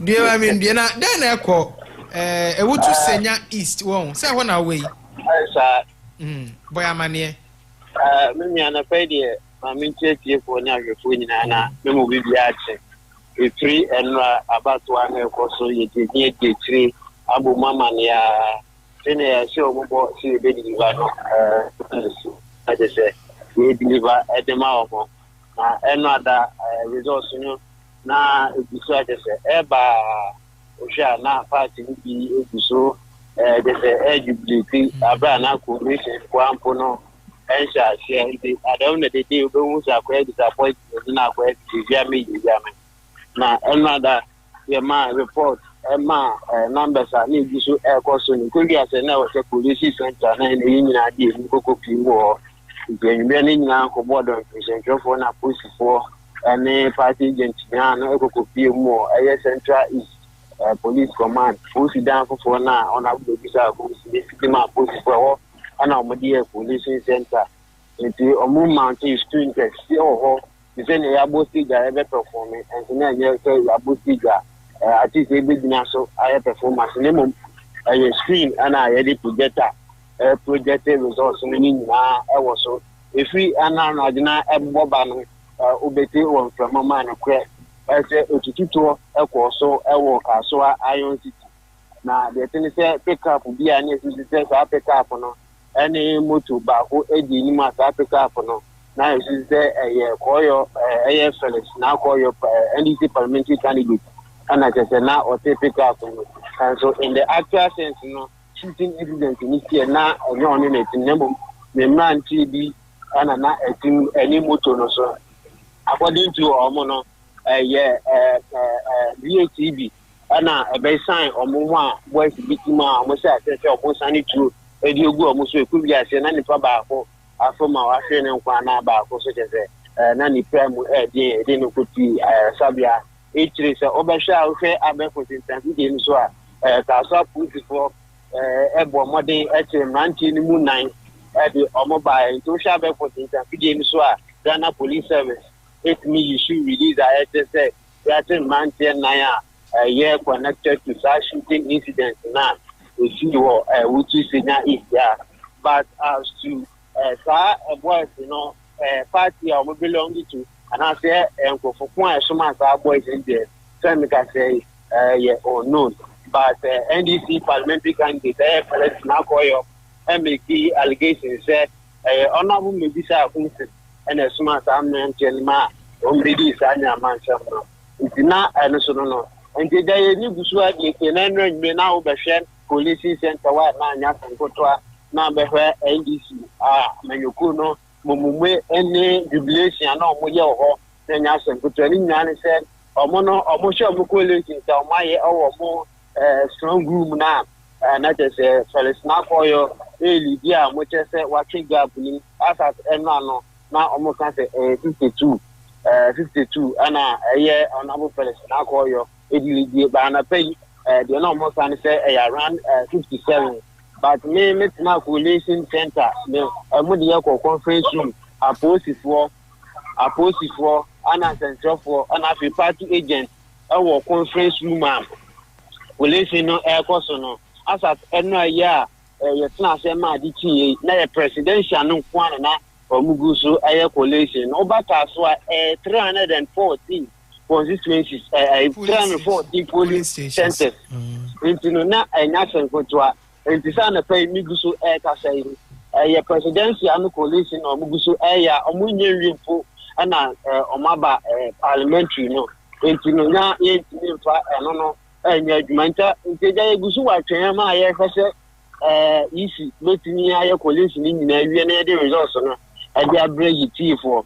Now, the tennis at the area, Master and Premier.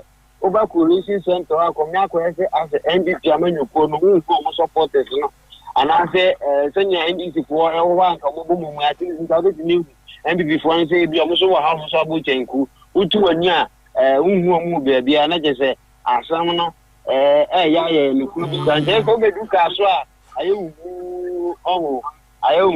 in the BKB, many get tree. I may say, Diana, better for more positive manner. Me fan come here for. BK, yeah, that's Papa. And I say so far, Bessie, and no pay the Bambo one sem no air quay.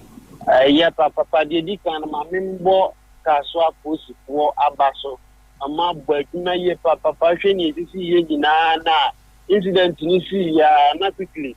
Now, they have to tax, not to say. The secretary no na o my Oshe Bambo Sam or coalition center on Pusina Kumutia Mabwejuma from 5 in a mantia or Moka, so I did Mabwejuma Yipa. Pierre BK, yeah, that's it for when it not just a presidential no, Yenwe, as we speak, Yenwe. Okay, Mate, Yenwe BKB. BKB and Yetian and Kano from Ewutu Senya East Kaswa and Nempotemono. Inti or say Kaswano presidential Nongusu Kamu parliamentary no crowd among Koso. Iti near party agents no Kekabu mono and not so far so good. Or more who say Edison who say we win based on near party agents at the bio Kekaboom. And NPP is based on the party and the bulk kaboom, but is certified resource in the map one thing because it's a presidential and no more young juma. Okay. Polling centers in the doors with 300 plus. Okay, next year, a wood to senior Kaswa. The party agents no, a kaboom no. And no, who say now NDC and NPP no. The NPP for them who say. Ebia figures na unya na anyeye and na wumso se figures unya ayeye ama okay but officially from ECD omunyanko okay omunyanko hoye nti ye hwe de ebe free honom aba na yenko abetifi na ye hwe amane afri abetifi so by Samson entiri ewa abetifi ke boko de Nyame adumo. Bema na due ma menu ebi wai. Besi anu pe won nai. Ene no kre. Na Abatifi te saying boy amane. Abatifi constituency about 1%. And rather about na SMG and my police station he continued on one for na ye na puti mo collecting center one mo eko ye ko boy mo ko tell about no the king kind na eko na mba ni na e ba beti ahomate no amofra mu no Abatoɔ komisan 18 din apagua kwa mu boy e me king kind ni na bomu na eka police station ba na presiding officer and one fa report ama then Abatoɔ komisan ije results ni free party agents one and the town the best no me enta mo pa mu no na results na ready aye hwe ni se Abatoɔ komisan book no na ne ko ba ne se MDC amonyo ku no e raise concern se on figures omanya no ene Abatoɔ komisan dia wanya no na ebo da haka entali I because Ahenfie na won for on the case parliamentary side mo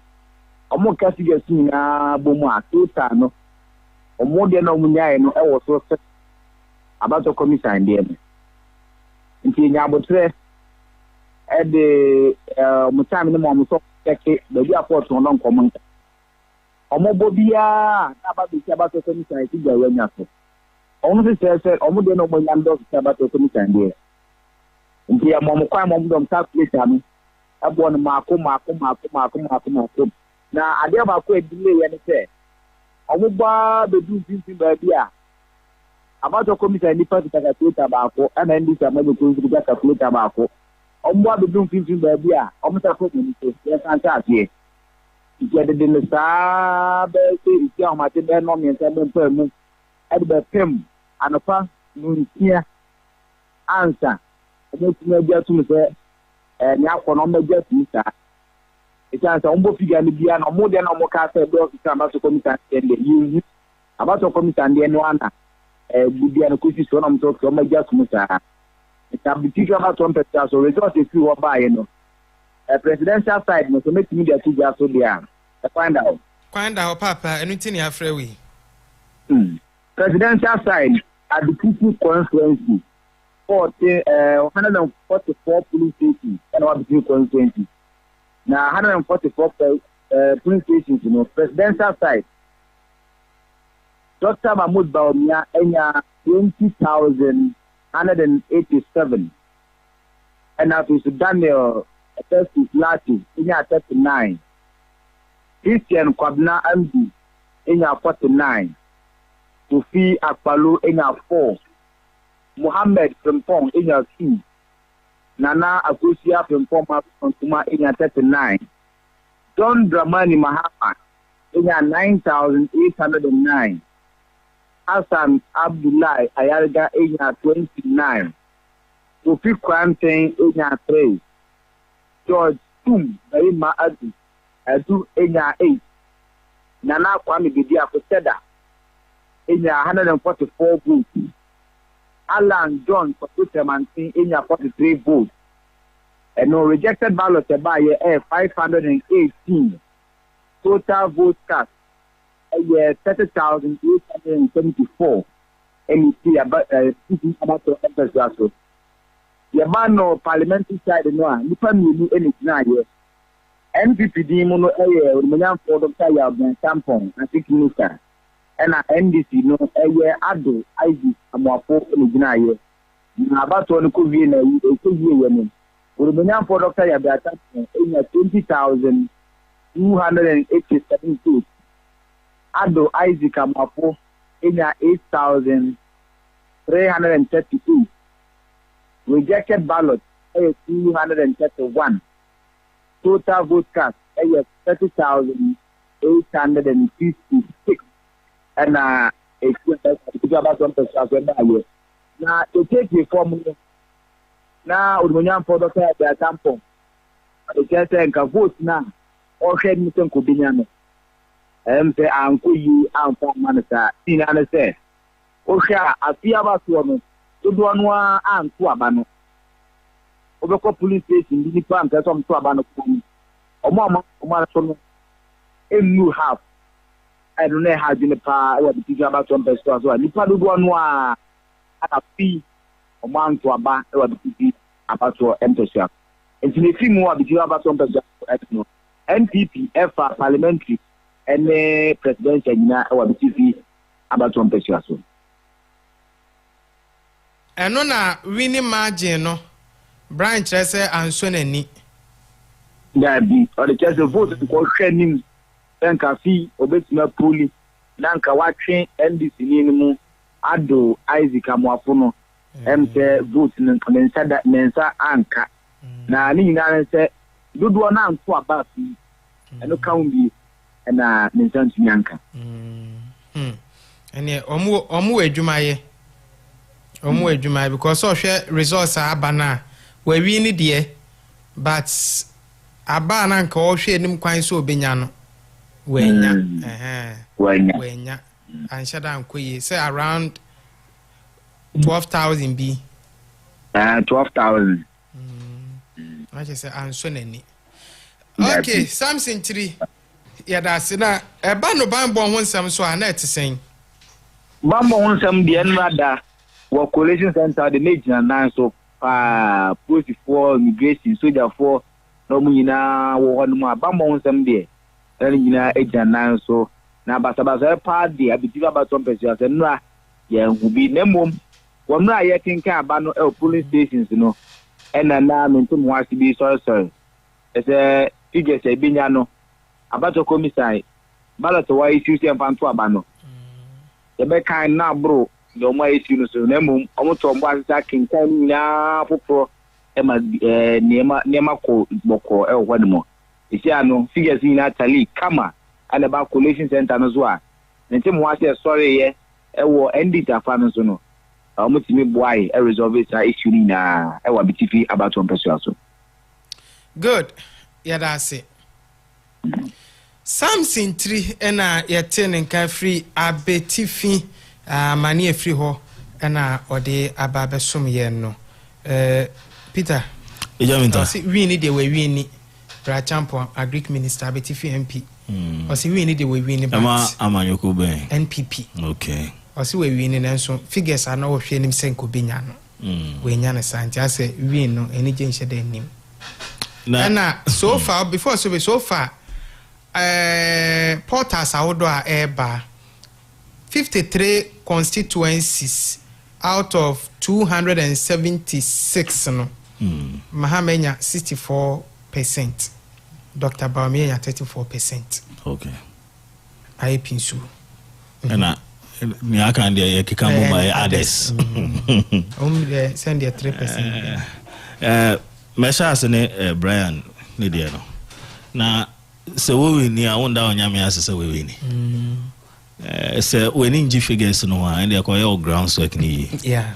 Na emfa nkwahye se na e kyerɛw se nkrofo moto ye no bibi ekoso ewo muntema also ohwe na address yi se one mistake menko ahomane so mra na yento ankomo so Henry Donko ewo mfanteman Abatoɔ mpeso ano so Henry machi mejo so binia ready akafra be me na ye nyina ye titi enya so from crowd na no we se wo mfanteman won Abatoɔ fa hwa man ye boy so Fanteman and Oba Fanteman a man from one Fanteman no enyina kese yisi electoral commission no ewo eye ahano obetumi na wakaka ne nyama bobom na wetumi eyi obi a sabe wetumi edi nkunim ewo parliamentary no and presidential ni nyina na sabe ya menu ka say the Fanteman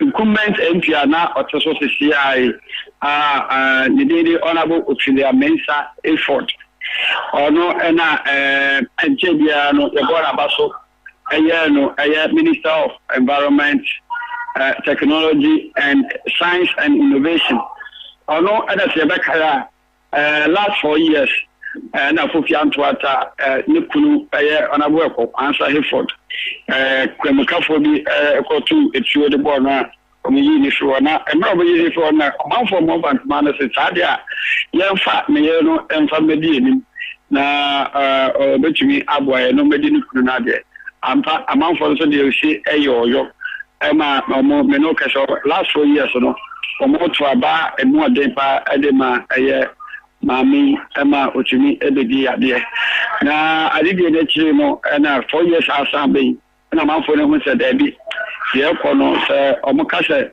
omo pa omo enye enti no me no ka se de omo asan so ntia ye nyame nyina na se omo asan so atu abanetia na enye asama da fom kura na men sabe no e ba me ne eye eni kita fo no na cheche enkomo kakra na yehu so far the number kono omuhu enyoma ni misai mu so mo wini anazo mo wini owura Dombambe ono ele communication officer ewo eye Fantimine constituency mu then no ala cheche enkomo John no akwa yena afomo gode yamena do mo so washa yina yena na o sha enyoma ko so far so good amencha o wait for wajibe na wo tell bibi enje here Fantimine girls na I Fantimine girls school one assembly hall Shahara Fantimine ECA directed we use as one coalition center as a constituency coalition center and Tiana in fact actual Morocco no nothing to any detail Fantimine, the good people of Fantimine have spoken and they spoke toward the direction of the NDC. Why should it is only NDC that can help the constituency and help reset it. And you know, both presidential and parliamentary we have won overwhelmingly. So far, the electoral commission has been able to collate the presidential results, even though it has taken some time. I had a time watch out, but they have been able to do it for the presidential. The reason for being delayed was that the presidential candidate was were 13, otherwise one after the other. So I think it's reasonable. I need to know if presidential the president-elect for the people of Ghana, even though he's man in satisfied results, but clearly President Mahama has won. President Mahama in 37,419 against 21,138. Difference over 15,000. So you should see that the message of hope that President Mahama no longer will Ichembegun, Babawa, bringing Kokra, taxi drivers, all sorts of people are no Kawasaban, and coupled with Atatnabana, you will another year come for 8 years. And into what thread of that, if President Mahama really wants to reset Ghana, which includes the Fantimine, they will just rally behind it. And so I was President Mahama by this papa. Now Fantimine going and make a party to the moon and Katese and make a Fantimine. No, don't you be who believe the ideals of President Mahama and somebody who is very trustworthy.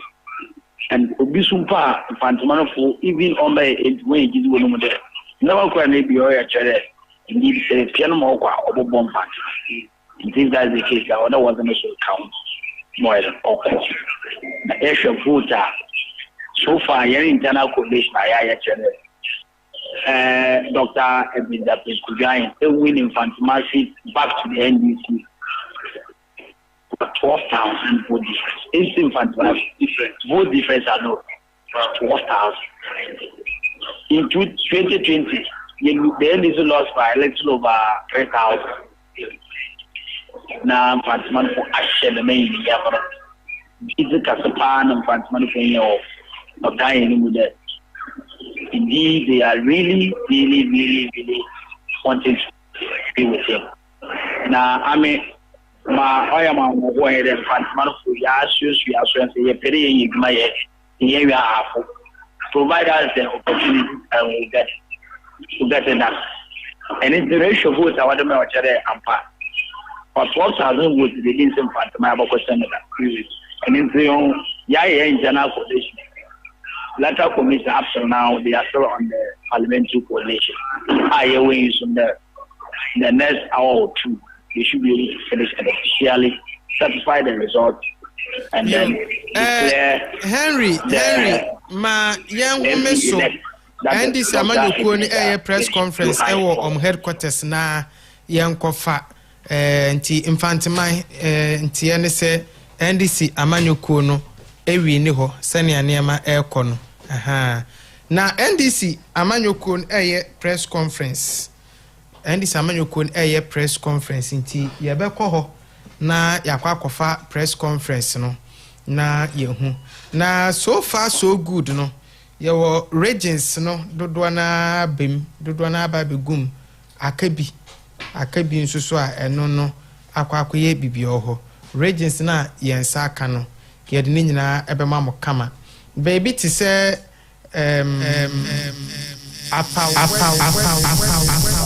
that we have pinches to buttress this. And so it is very clear that the people of this country have voted for change. And this is not just a vote for change. It is an extraordinary vote for change. It is a historic event that has happened in our country.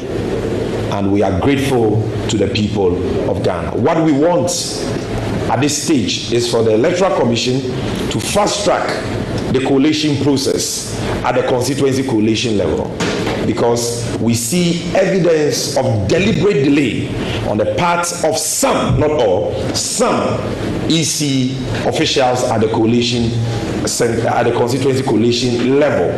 And I'm going to give you further and better particulars to that effect. Now, aside this, we also have provisional results for the parliamentary elections across the length and breadth of Ghana. And the trend is not any different from the overwhelming presidential mandate that the great National Democratic Congress has been given by the people of Ghana. We have it on authority that in the Upper East region, out of the 15 constituencies, the NDC has won 15 over 15. 100%. We can also tell you on authority that in the Upper West region, out of the 11 constituencies, the NDC has won 100%, 11 over 11. We can tell you on authority that in the northern region of Ghana, based on our internally collated results, provisional, the NDC has won 11 out of the 18 constituencies. We can also tell you on authority that in the Savannah region, the home region of our presidential candidate and the president-elect of the Republic of Ghana, the NDC has won 6 out of the 7 constituencies there. I'll come back and explain to you, some concerns we have with that one constituency, Damango. Then, in the northeast region, the home region of the failed presidential candidate of the MPP, Alhaji Mahamudu Bawumia, I can tell you that from our internally collated results or provisional results, we have won 3 out of the 6 constituencies, and that is Yonyu, Tripone, and Bukubu. For Savannah, Yape, Bole, Sola, Salaga South, Salaga North, Daboya have all been won by us. There is a challenge with Damango, which we are trying to rectify. For Upper West is 11 over 11, so I need not mention the constituencies. Upper East is 15 over 15, I need not mention the constituencies. I will share with you the 11 constituencies in the northern region, which we have won convincingly. And in fact, we won, there is one seat that went to an independent candidate at Willency, and that is an NDC member. If you add that, that will be 12. But officially, what we have won, the number of seats we have won per the provisional results, we have collated internally, are 11 constituencies, and these 11 constituencies are Tamale North, Sagnerigu, Kumbungu, Tamale South, Meon, Sabuba, Tamale Central, Zabzugu, Tatale, Nanton, and Yendi. Of course, Willensi has been won by an NDC person who ran as an independent candidate. Now in the Bunu East region, the home region of the incoming First Lady of Ghana, I can tell you on authority that out of the 11 constituencies, we have won 10 out of the 11. And the only one that we didn't win is Techiman South, but all others, so I need not mention them, we've won. I can also tell you that in the Bono region, the home region of the national chairman of the great NDC, and should I say the national communications officer, out of the 12 constituencies, the NDC has won 11 over 12. We have won in constituencies that the NDC has never won since the 1992 elections. And it is unimaginable, unbelievable, incredible that even some of us struggle to believe the scale of the victory that God has graced us with and the people of this country, have given us. Then in the Ahafo region, out of the 6 constituencies, I can tell you on authority that we have won 5 out of the 6. The only one that it appears we didn't win is Tano North. Then in the Ashanti region, the stronghold, the so-called stronghold of the MPP, which I dare say has been turned into a swing region on the basis of the outcome of this year's election. In Ashanti region, so far, we've won 7 constituencies without any dispute. We've won 7. We've added 3 to the 4 we had already, and these 3 have already been declared by the EC. In total, we've not won 7. This is what the internally collated results we have shows that we have won for now. But there are 3 constituencies in contention, which we believe we have won. And those constituencies are the Mankanso area, Obuasi East, and then Tepa. So these 3 constituencies, there are serious contentions there that I'll be speaking to, and we believe that if you add that, we should be around somewhere 10 or so. So, but the ones that there are no disputes about, we've not had any challenges with, have to do with 7 out of the 47, and we are still following keenly the 3 other constituencies in contention relative to the parliamentary results. For the Eastern region, the home region of the failed, despotic tyrant Nana Addo Dankwa Akufo-Addo, the NDC in the presidential election is hovering around 47%, and in the parliamentary election, out of the 33 constituencies, the NDC has won 10. Another independent candidate who ran on the ticket of the NDC has won 1. And the 10 we have won in the Eastern region are in Sawama Duadri, the constituency of the minority chief whip. The arrogant minority chief whip, Anodon Pre. Upper West Action, which is Adesso, the capital. Lower West Action, Asamankese, Abri, Fantiakwa North, Aswejaman, Payosika She.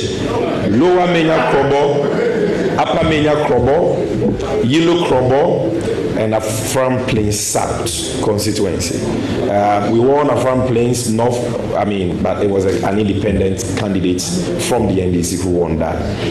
In the Greater Accra region, the capital of Ghana, out of the 34 constituencies, per our internally collated provisional results, we can tell you that we've won 30 out of the 34.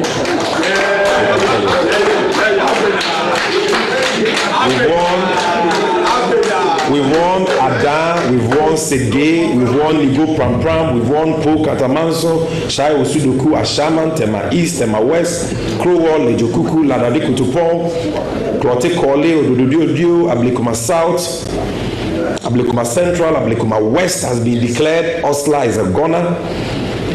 Amasaman, Adenta, Madina, Ayawaso North, Ayawaso West were gone, Ayawaso East, Domia Brobum, Okaikwe North, Okaikwe South, Ayawaso Central, Domekwa Benya, Domekwa Benya.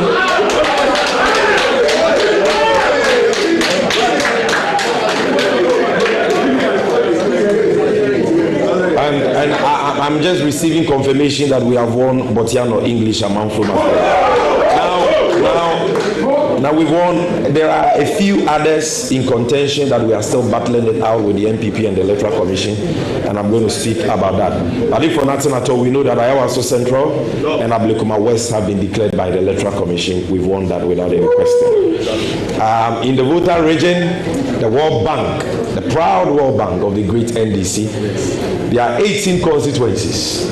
One mistakenly went to a man called Peter Mewu in 2020. Now that constituency, the whole constituency, has come back home to the NDC. And I can tell you that we've won 18 over 18. In the Oti region, out of the 9 constituencies, the NDC has won 9 over 9. 100%. In the central region, the home region of our mother and the incoming first female vice president of the Republic of Ghana. The region which also happens to be the home region of the current majority leader of parliament, Dr. Kisi Latofosin. I can tell you that out of the 23 constituencies, we have won 18. And in the western region, I can tell you that in the western region, which is a swing region, just like the central region, out of the 17 constituencies, the NDC has so far won convincingly based on our internally collated provisional results, 15 out of the 17. The only ones that we didn't win from the results we have are Takrade and Ifia. In the Western North constituency, which has 9, Western North region, which has 9 constituencies, I can tell you on authority that we have won 8 out of the 9. The only one we did not win is Swaman. Bibiani has been won by the NDC. And so if you do a brief summary of the tentative provisional results we have collated, so far, even if you take out the contentious ones, the NDC is hovering around 185 parliamentary seats out of the 276.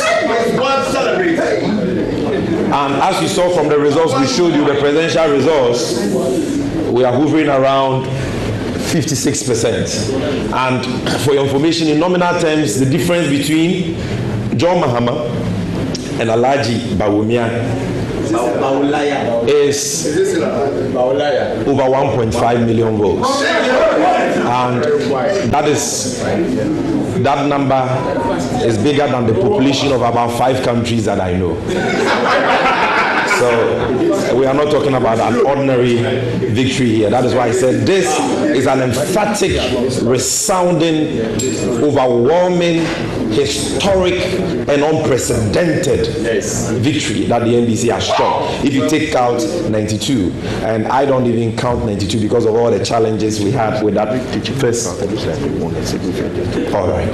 So I'm even hearing that some of the constituencies that we had issues with, we are working on them. Techiman South, we are working, and other constituencies. I'm just talking about the ones that are not in dispute. And it is very clear that by the close of day, we would have resolved all the other ones with disputes, and this number is likely to go up. Now, ladies and gentlemen, the most worrying issue for us at the moment has to do with the attitude of some criminally minded EC officials in some of the constituencies. Not all of them. Some have been very professional and they have done their work dutifully.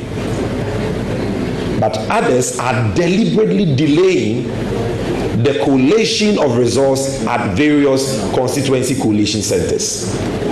That is escalating tensions, and and leading to violence. In some places, our supporters have been shot at, some have been murdered. Already you know that in Tolon, a supporter of the NDC has been murdered by thugs of the NPP under the instructions of the PC for the NPP there, Habib. We had the same incident at Kaswa, Awutu Senya East constituency. One supporter murdered, another seriously injured. By the way, that gangster woman is out of parliament. She's a goner. She's lost. Hawa Kumse. And the day of accountability and recording is coming for her. But aside these sad events we have recorded, only last night at Mankranso would be what? Ahafuano Southwest. Ahafuano Southwest constituency, ladies and gentlemen. From the collation we did internally, we knew that we had won the constituency, but we had to go to the designated constituency collation center to go through the collation process, the official collation process with the EC.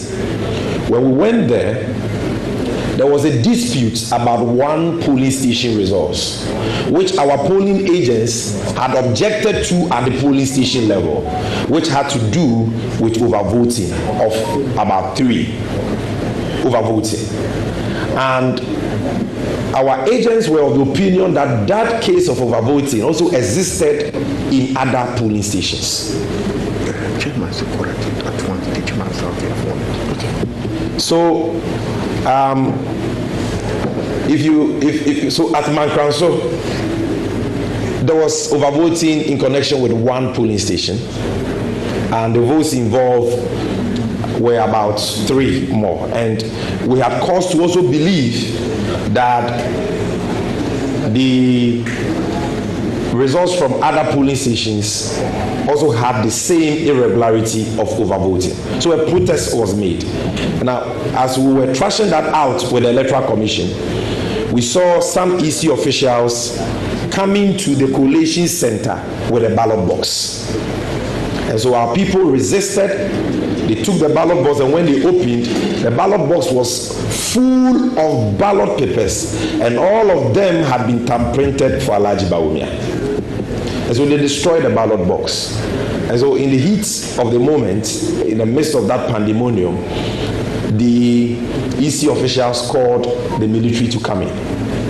When the military got there, the reasonable thing they ought to have done, because none of those supporters were holding any offensive weapon, and they could have simply engaged them to restore calm and order to the place.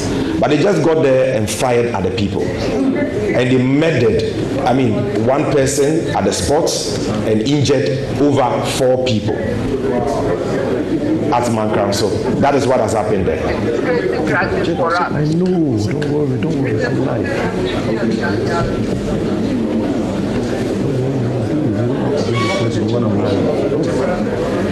All right, so that is Mankranso. Please, let me just put out this information. It is very, very important, ladies and gentlemen. I'm also receiving the final internally collated provisional results for the Techiman South constituency in Bunu East. And contrary to the earlier indication we had, it is very clear that the NDC has also won the Techiman South. So overall for Bunu East, we won 11/11. 11/11. That is the indication we have for Bunu East. So the earlier communication from the regional secretariat has been amended. I told you that there were some contentious issues over there, but they've been rectified, and we have our pink sheets, and from our pink sheets we have won. And so it is now left for the Electoral Commission to do the needful. Thank you. So the challenges we are having has to do with number 1, Mankran. So the same thing has also happened at Tepa, where from our internally collated results, we won the election. We went to the Constituency Coalition Center for the collation. All pink sheets were present, were there at the center. Yet the EC official was pussyfooting, dragging her feet, refusing to commence the coalition. Are people led by the parliamentary candidate for the NDC impressed on her to commence the coalition? She still refused without giving any reason because she had the full complement of all pink sheets. And we didn't understand why she had to delay the coalition process. Ladies and gentlemen, one of our agents decided to go behind the coalition center to go and urinate.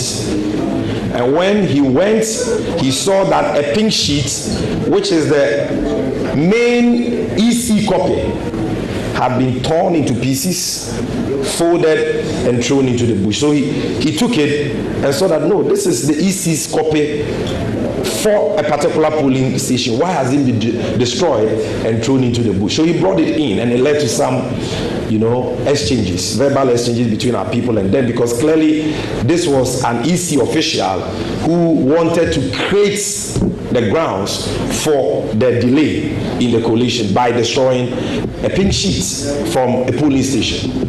So we protested, and our people decided that once they have done that, we are not going to allow any EC official to come to the coalition center with any new pink sheets, because that is their game plan. They have a lot of ballot papers, and by the way, this is the only election in the history of Ghana since '92 that we have seen printed ballot papers and pink sheets flying all over. We've never seen this in the history of Ghana. So they have it in ballot boxes with seals from the Electoral Commission ready for ballot box swapping, pink sheet swapping, and so on. But thanks to the vigilance of our polling station agents, observers, and supporters, we have been able to block this evil plot of the NPP.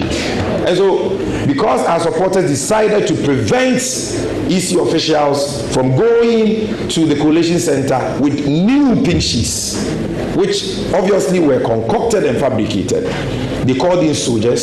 Soldiers got there and started shooting indiscriminately. Thankfully for them, nobody got injured, nobody got murdered. But they scattered the place and destroyed all the ballot papers and all the electoral materials. So that is the challenge we are having there. We are having a similar challenge with coalition in Obuasi East as well. The NPP is refusing to allow the coalition, to take place. So that is what is happening in Ashanti region. In Wenchi, I don't know the situation now, but before I came to address you, the brief we had was that everything is ready. The results, all the pink sheets are ready. The EC official responsible for the coalition is dragging her feet, refusing to do the coalition. And that is escalating tensions in the area. If you go to, even here in Greater Accra, I spoke about Ayawaso Central, which has now been declared, we thank God. But Okaikwe Central and Tema Central, there are serious security issues because of these deliberate, this deliberate delay of coalition in certain critical constituencies. That the NPP believes the NDC has won. And in most of the constituencies, the NPP agents are nowhere to be found. For example, in some of the Bunu constituencies we have won, they are nowhere to be found to sign the results as collated. And EC officials are saying we are waiting for them. We want to tell the Electoral Commission that if the NPP will not come and sign, declare the results. It is not by force that polling agents sign. If you are not there to sign at the end of collation, declare the results. And spare the nation the tension you have plunged us into.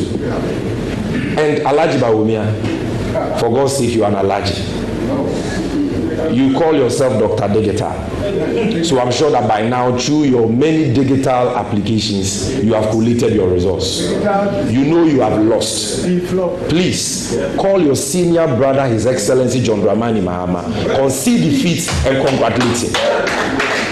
And save this nation the unnecessary tension that you and your goons have plunged us into. Enough of the killings, enough of the violence. Ours is a democracy governed by the rule of law. The will of the people expressed at the polls is supreme and must stand. Be a Democrat and respect the will of the people.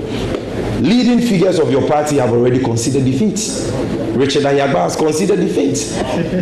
Even the defectees from the NDC who came to support your cause have considered defeat, like Alote Jacobs. All of them. What are you waiting for? Ghana is the only country we have.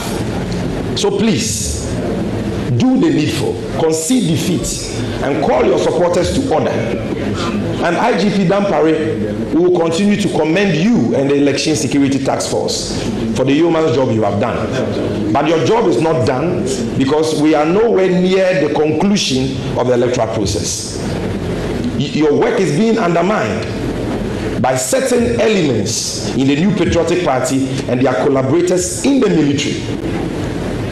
What we are seeing at constituency collation centers is not what the IGP promised us, and it is not what the CDS promised us. And we know that they are not a party to what is happening. But only they can stop the nonsense going on. And they have to put their foot down. They have a choice to make. You choose between the NPP and the Constitution of Ghana. Choose between the outgoing government and the supreme sovereign people of Ghana. Your fidelity is to the Constitution of Ghana and not the NPP. They have lost. Nothing can save them. They can't kill all the people in Ghana. There is no way you can overturn this result through violence. There is no way. So, if they will not do the needful by conceding defeat, we want you to put your foot down and stop the nefarious activities of these MPP thugs who have been clothed in military uniforms. And in some cases, real military men who have been given directives to go to constituency collation centers, scatter the place, shoot at people and all that. Human lives matter. Nobody is supposed to lose their life because of an election. We are appalled and disgusted by what is going on. The NDC has lost elections before, even when we were in power in 2016. We handed over power peacefully. Nobody died. Nobody was murdered. Even under Flight Lieutenant Jerry John Rawlings, who was a soldier in 2000 when we lost power, not a single Ghanaian lost his life. In 2008, under J.A. Kufuor, an MPP president, the MPP lost power. There was a peaceful transition of power. Nobody died. In 2016, nobody died under John Mahama. Why is it that only you, in 2020, you killed 8 people? That blood is not enough for you, and you are still killing people. As we speak, you've killed over 4 people in this election. How many more do you want to kill? How many innocent civilians do you want to injure and hurt? You have lost. It's as simple as that. Your Sisyphia campaign, attention. It's as simple as that. And it is time to pack your things and leave the Jubilee House. Yes. And we want to tell the Electoral Commission, Madam G. Mensah, the peace and stability of Ghana now depends on you. You are the returning officer for the ongoing presidential election. Your officers are deliberately delaying the coalition process in some constituencies and in some regions. Please, Madam, do the needful. Direct them to fast track the process. Where they have the full complement of pink sheets, there is no legitimate reason why they should delay the process. There is no legitimate reasons. In some regions, like Greater Accra, I mean, the declared results are not even more than 5. Meanwhile, the results are ready. What are you waiting for? And the situation is not any different in most of the regions. And so please, we call on the media, the Peace Council, the chiefs, the pastors, to call the EC to order. This is the time for them to intervene. The NDC has remained law-abiding and peaceful. We've acted responsibly against serious provocation from the NPP. Our people have been murdered, beaten to pulp, attacked, yet we have exercised restraint. But we will not sit aloof for EC officials to deliberately delay the electoral process in cahoots with the NPP for the sole purpose of giving room to tax of the MPP to manipulate the results, at least at the parliamentary level. We will not allow that. So they must fast track the process. In constituencies where there are no disputes over polling stations, they must fast track the process. Ladies and gentlemen, we thank you very much for your attention. And let me quickly do a brief, and I'll be very brief. Let me do a brief summary in 3 of the presentation I just did. Abusuafo, the firm ha enye bone. Abatoɔ a enura Ghana fo nyina yekoto aba no. Emra so say NDC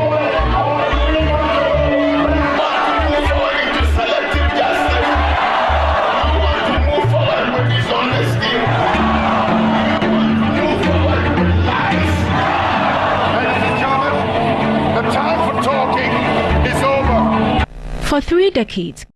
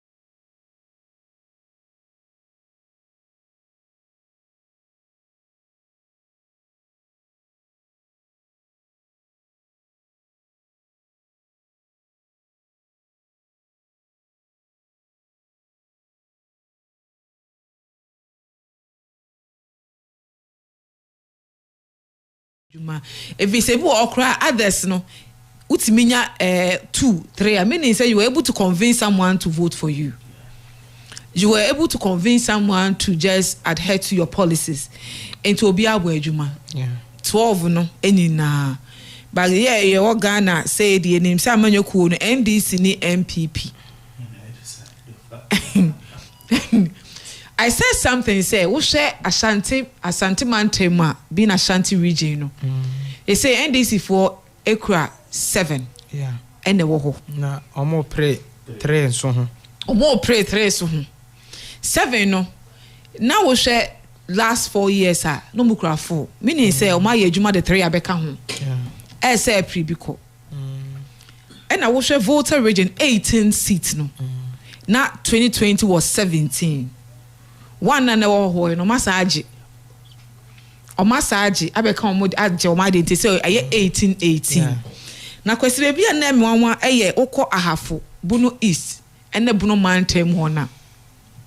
Ahafu, Bunu East, and a Bruno Mountain no 12, and a 6 seats in Osha, you can't boss so say na a 11-1.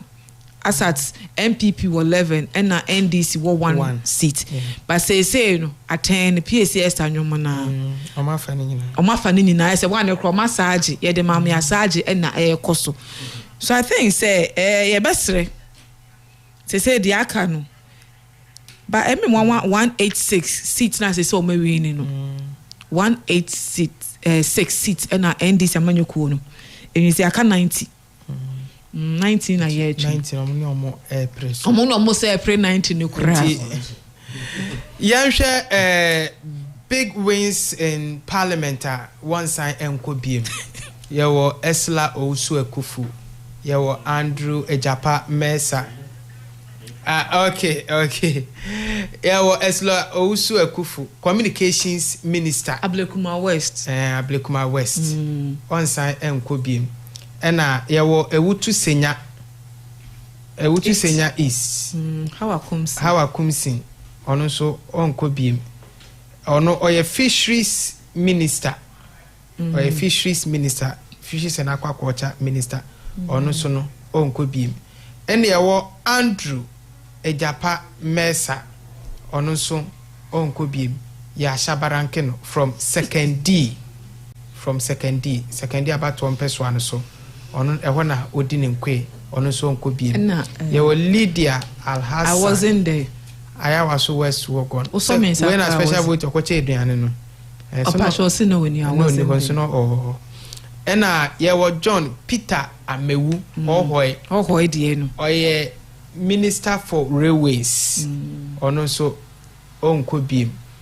Honorable Henry Corte, Ayawaso Central, or Interior Minister, Police for Fire Service. Immigration, prisons, omunyina na se no mo hye onko biem Honorable KT Hammond, the entertainment prefect. Onko o se nti on entertainment prefect ne kasa yesere os he mo youth na mo pe parliament akore ya mamu nko ya mamu nko ma ko hye mra de akohye wi ya mamu nko ne kasa yesere o trade minister adanse asokwa KT Hammond ono so onko biem o ma shabaranke no a kire se aye bibia oho ntino that is that okay empoho resource ninie empoho resource pacho mumian John Dramani Mama onya 11,062 representing 55.88% and NPP Dr. Baumia 8,293 representing 41.89 empoho resource presidential and no new Edubiase Abdul Salam Adams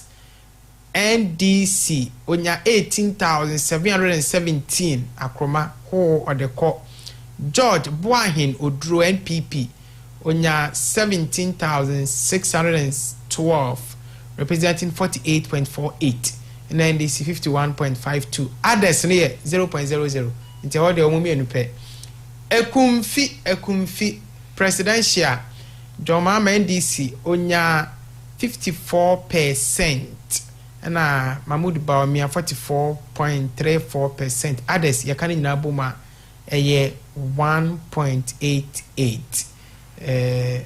That is that. Inti na one more dear no.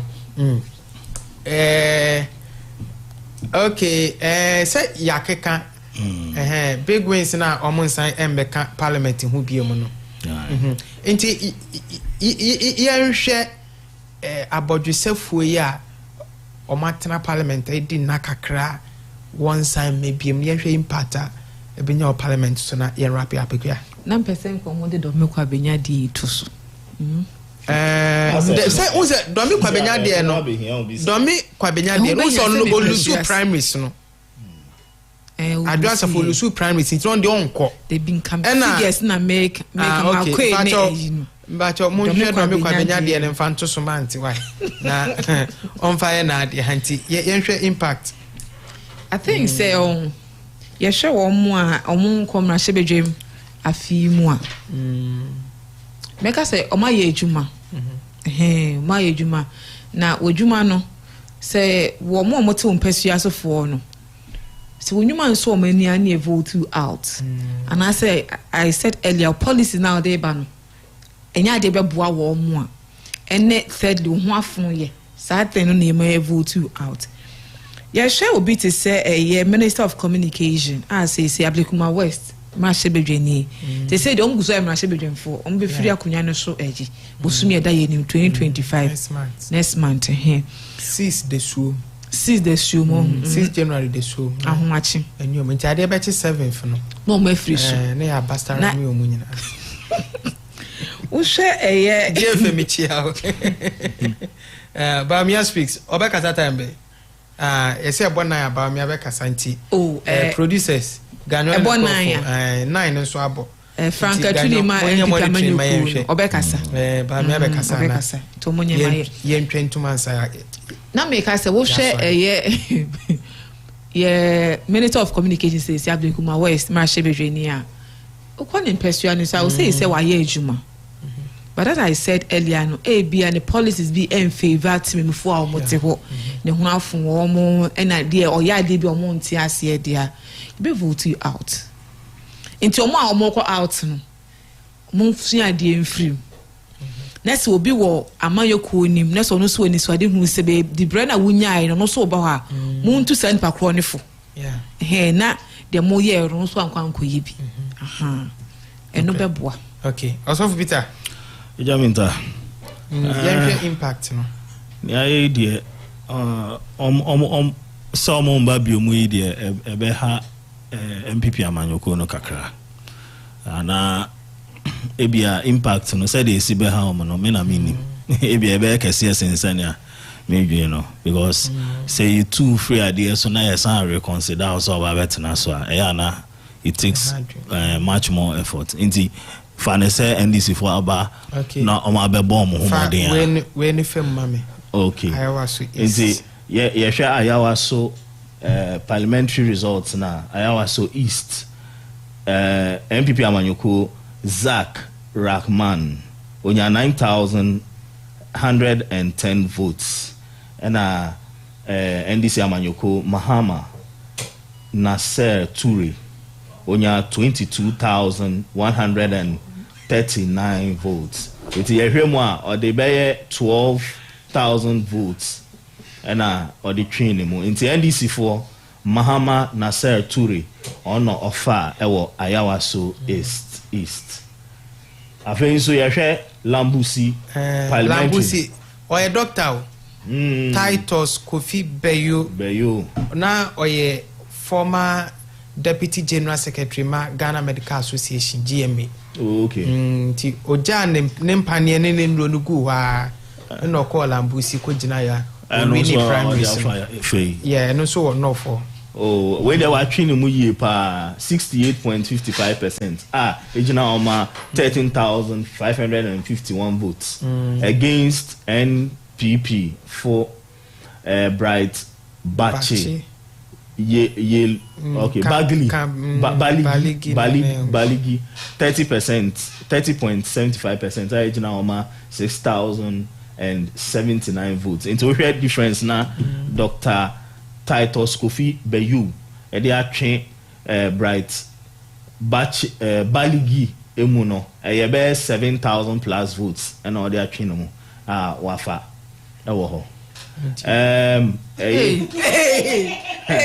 Yo anyway esla owusu ni Instagram and official Instagram page pa talking kind eti ona anodin mode monto mo bona men kan mam ma eti for honorable yehu any verification sign bia wo it's alleged comments are free. Honorable Ursula also say I won't tolerate any disrespect. This is not the first time someone has lost an election. Besides, I didn't even want to win this year. Yeah. Honorable, last line, no. Besides, I didn't even want to win this year. No. Then why did you stand? I don't know. Why did you throw away? I no idea. Pese ubejina na woche ebi anenyo no because enyo no di nuane gu ka market mu a oso chama ya wose wode my identify why are but me nya sure say no account no nya verified I bet sure say you no ankasa say Ghana the AI ninti sisi akra yetimi twa verification we no the edit ho you verify Everything is for destination. Yeah, and inti na me bobi so say ebe ha mo pa like in a sense so mbeba so bi mu a ahwe ana akoye Boachi bidin said that me nuaba na kan and ye NDC for Akachi ntia omode breye no and they say EC officials no be so twetwe omo na ase na nia me ntia ase ne say akwa say ma no mum no mo twetwe omo na ase wo but be a she and me nim ne ntia ekoso sa nti nia e wo say mpanyufo ye na niama embo anu tutu na yenti ne ebete no omunye na ye sorry na adi ya bre ye intimi ndampo abesi anope na constituencies ye nim say na ekọ isi so twefa ha ye say ena me hwe ye hwe bibia opposition so ewini opposition party NDC omo akọ wini some say bona about me abekasa na so abonso kasa say as usual ye omo keka ne mabum Ahenfie no mudi adwuma eje so ana ya hwe nti strongholds na opposition party NDC for ewini sisi ano omo timi yi bi efrim etutu binom efri omo akonwa so yi mefuto a medeba ma omo ne se ewo se omo hwe mu na omo nya ho no ho adwuma na ankoye se baby a omo so omo strongholds na yenim se eho no omo agededa no eho nkwa na omo be ye adwuma afa ona ba no se we no mu a nipa timi sisa na adwen nka omo ansa omo adwen nka ye hu ni aye hu ha nti omo mbo eho enso emoden na enkoso emomo na ni amede betwa so voting process no minyaya anka next 4 years on baba said ya yenya biometric verification yenya biometric voting system so ohwe sisi a yehwe said ya yenya mobile money ya si app no omo bom o number ni shame encha no omo ye transaction amount kwa digitalization the ode ba no na kwa verification na digitalization the digitalization e ba no e wo baby ani dia ono na o implement e wo ni season so e say mo na mo dey buy so ye ina hit enti ma yenko Northton na ye ni Israel hiadianu Northton entwetwe nkomo Israel meta ajo ai F1 F1 F1 mijo ede na ekoso Northton okujeto ase anopa we anura nyumre be 11 ma ye sha se eye bibia na anopa we ansana omutimi wie presidential county no nti isi ameno kasa dia yisi officer no declare presidential result no but aka parliamentary result of baba ye county na omo declare no so by or see or break akra ba nti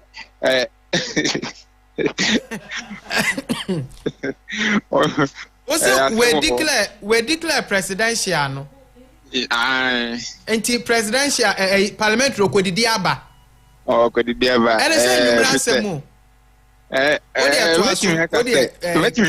Northton had idea result and declaring them last met me and last timeba Ghana and last say Ushe result presidential candidate result or declare Edema one Northton constituency hano Dr. Mahmoud Baumia enya 2,714 GCPP enyamu 18 GCPP enya 18 ana ema me akua don ko no de oni ho nte hwe ni ho ma no obi anto obi ama no onya 21 gum enya 21 why na enya 21 no gum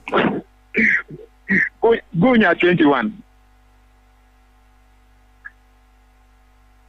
ko o teme mi tie pa enya 21 ena LG enya 5 Kofi Akparo enya 5 and NDP enya 6, CPP enya 98, CPP enya 98, John Dramani Mahama enya 40,653.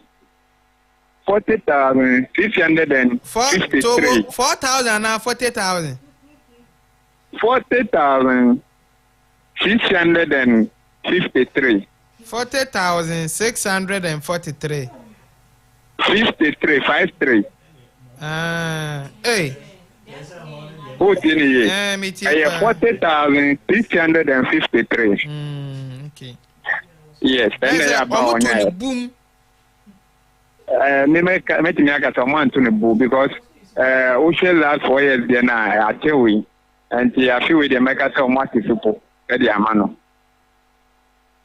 Yo twaso. And as APC nya 83. APC nya 83. Kofi. Hello. Yes. And George Chum, enya independent candidate, enya 4. George Chum, enya 4. Enya Nana Bediaku, enya 141. Ala Kojo Kiramate, enya 45. Total vote casted, enya 44,425. 44,425. Rejected ballot, enya 634. 634. And we share North Town constituency here. You police center, Baku 58 and 58 room nano. For now, result up to the amount presidential candidate, and I'm going to the amount. So we share last 4 years result a few more North Town. Idea a one name kakra. I say a few ya result a buy. So we say a few ya result a buy no. Result a buy demand John Dramani Mahama, former president. Result a Abaman was last year 41,847. 41,847. And the last 4 years result a one North Town constituency here. And we say some nenupa a year. Ye papa na nado dankwa akufado one ye nipa ono to April oni John Dramani Mahama April onu tunya 4,149 4,149 and we share last 4 years any afiwe de make say vote no omo antu ne bu kra e wo kom pa anti ya presidential candidate for now. Result Abba for presidential candidate. And ye issue officer na Omabesha say accounting for parliamentary candidate na ye share result abe pio anu tumuna ye dia tuja ye dia ma ya share for ni eti for nyina. Na Kofi Akpalụ a vote onya 5 no. Sana minim say oye votarian so free vote I think enough time for was some community na 5 there. And they want one, and they want one because voter for the one share almost say almost part win almost pan. I won't know someone. We are down one on the 2 mouth. Tana me my home to buy because now voter FG Mupa de Metiniaka easy and parliamentary candidate Edima and MPP Crapono. One share inquiry because voter FG Bano. Now, a year idea ever been asked. Most of them are called the NDC candidate, a parliamentary candidate, and the presidential candidate. That is not our North Town constituency. Now, about security, so now what is saying? Send your tete or me. Our body, North Town is number 1. North Town constituency is number 1. Because we share security for Buha. We have before we have collection center. Now, you will get to no one, and also. I had to tell barrier security for Ejinano, wait for and before we were done, a woman got a collection center, one got almost wait for the door, and Yago, and see, but the easy party agent proper, more crime, room, and immediately you see officers, ye waha, ye matama, Adiachi, and the Ahumba Bonnie was was thrown a wish pronomus over say visiting the before a shot manina almost at the because already know the Bena say honorable Samaruja to 180 the Bena shot the many our pronomus and this year the meeting I say and then sooner almost at a kind parliamentary result now and son I don't so okay this year honorable Samaruja to Nadi Kunimana doctor yawo ele blue na adi firi enti yawo atwemu a ye twen UP officers na omudi second party no so abehia atena yes we are sorry friends because it enu na de adaje nyu pusu sa abehia no power ye da ha ma de hie jare tu ni enti enye yi ebe pawo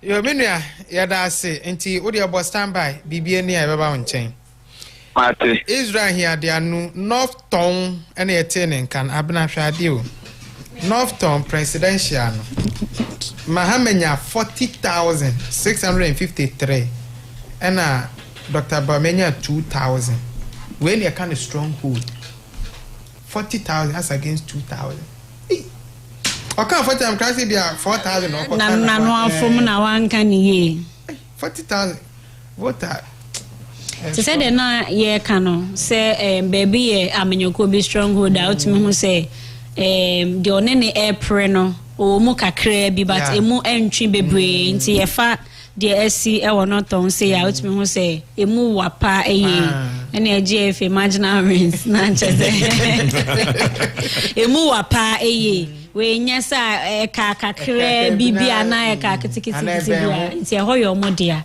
obi anso ni omo ampre ho even though number no nya ni emodu kakra 2000 de nya emaba but eja as against 40,000 die emu twe bi wo mu pa nya se bia ka kakra bia nko betumi ato na ye hwe MPs akese a omahwere wo nkunya one side enkobiem dodo na so ye ministers main and deputies no I feel ya would do rough we yeah share impact trade minister KTM yeah chiano the young go kasa mike ma wa be ye ni oh papa yeah ya be fre no enchene ni pe die mia o why she o kana adwen se nti ya hwe so aso betimi dia ba mra she bedwan so abani say ni de sani ade na aba no we no ye de aya na ye hwe emrase bedwefie akonya na ewo NPP amenyoku ni NPP na dodo yes omo ye dodo emu fa we fem na esla ni semina na egusu ade so mo no say my only sin was to bring 5G to Ghana. My only sin was to make internet affordable and accessible to every Ghanaian. My loss didn't even pain me one bit. Hey. Data affordable there. Ezemi free ne ho.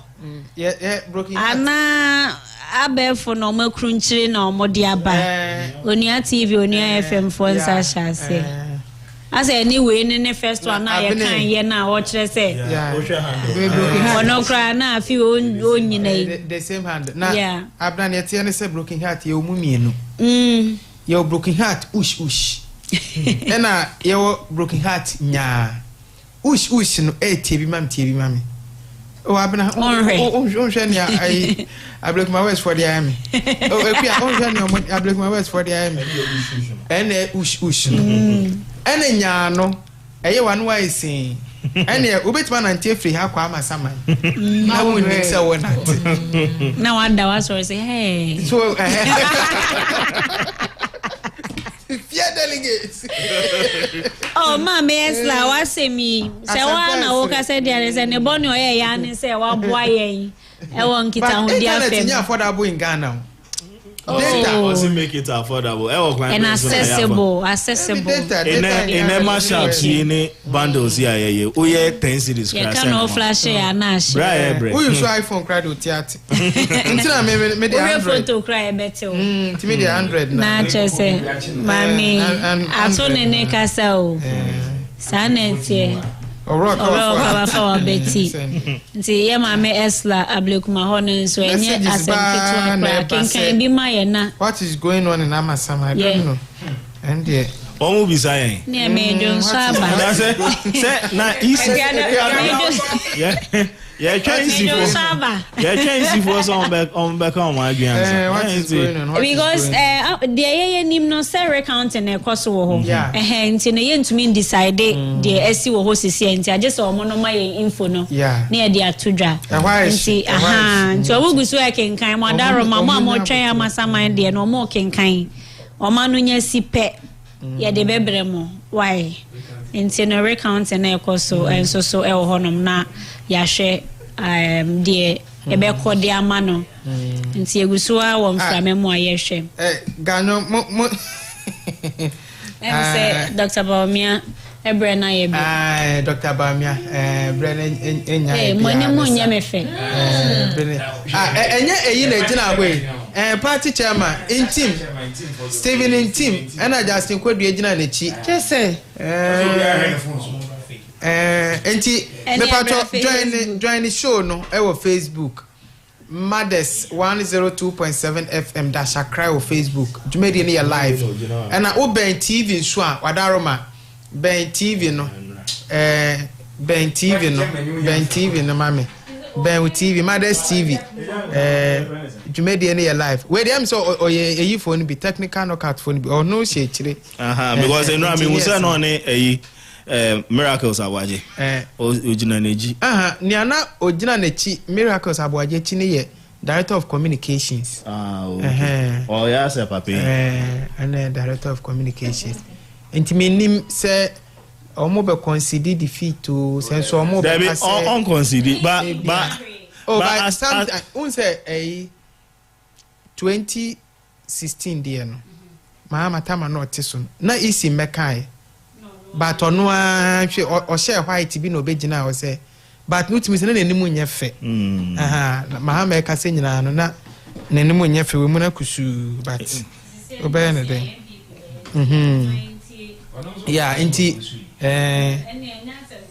ye nhwe ne a ebe kwa akosi wo ho but losing an election no feeling no enye easy o very bad because the cost involved was election in Ghana so there any kind of investment any kind of namtina shabaranke sana na because campaign no kwa nye easy akoni abedie no so ejaminta health wise menim say wona o kan ran say wo ye wa adwuma yi a ase wa wo ye wa adwuma yi a unko campaign and brother enya afi na okwa akwa chiche we na ji 5000 me twen ejaminta me twen amanyoku a on betimi me twen amanyoku on betimi a sha ase say omo de sikasem no beto nchen na omo aye election without sikasemi na e win kakra mfa na won say eno no sa no o sha ase ya eno no we sikasem na efrim ba umbo kapi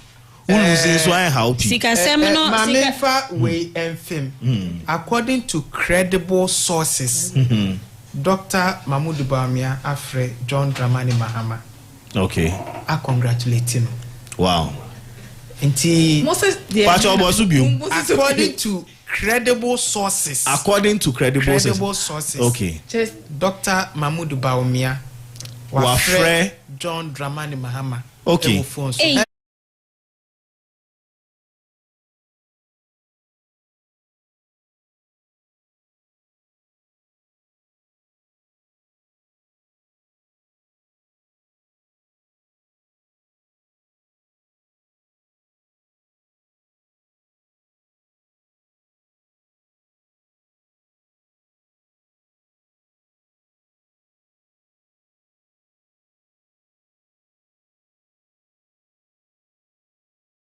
Tipato munyi we ni free so my na it says that is the mama sha say free ekua so o sha say free papa abuna so ansa okay was me wo mayera sisi am be ma bo aje wo ha okay o dey fam be na kafra na we memra o ne ye ya santo akwa u ko dada be na say credible it's a credible source. Yes, are credible there, and the any collated results now. What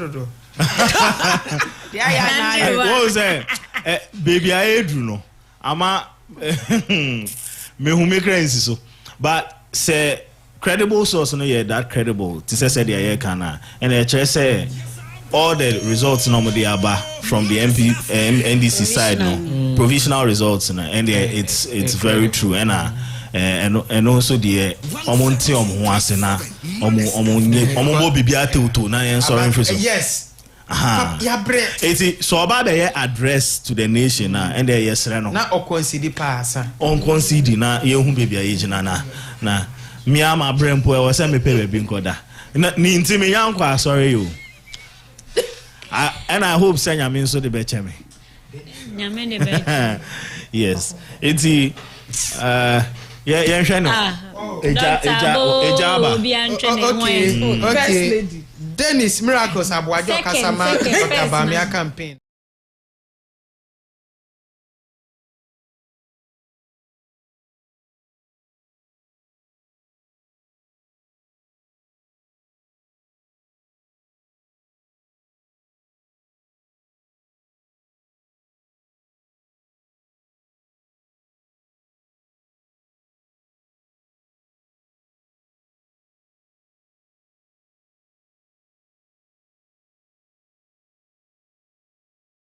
Elections, Ghanaians at home and abroad have been sitting on tenterhooks awaiting the outcome of the election.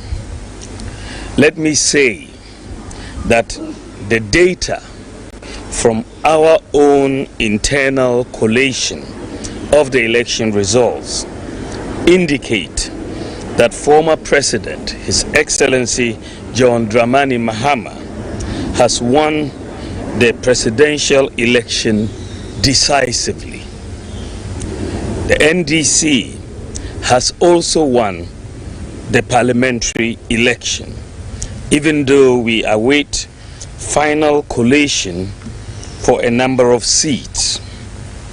However, I believe ultimately that these will not change the overall outcome. I have just called His Excellency John Dramani Mahama to congratulate him as President-elect of the Republic of Ghana. I said during the signing of the Peace Pact that I was sure of two things. Ghana will win and peace will reign. The people of Ghana have spoken. The people have voted for change at this time, and we respect that decision with all humility. I thank God Almighty for how far He has brought me, and I submit to His will. I am making this concession speech before the official announcement by the Electoral Commission to avoid further tension and preserve the peace of our country. It is important that the world investor community continues to believe in the peaceful and democratic character of Ghana. These are our most important assets. Ghana is more important than our individual political ambitions, and we must always put Ghana first. While this was not our desired outcome, I say this is part of the democratic process. We put our best foot forward in the contest, explaining our policies and programs. However, it is sometimes the case that the voter would have other ideas. I am very proud of the efforts of our campaign team, and I thank them very much. I assure His Excellency John Dramani Mahama of my full support in the transition process.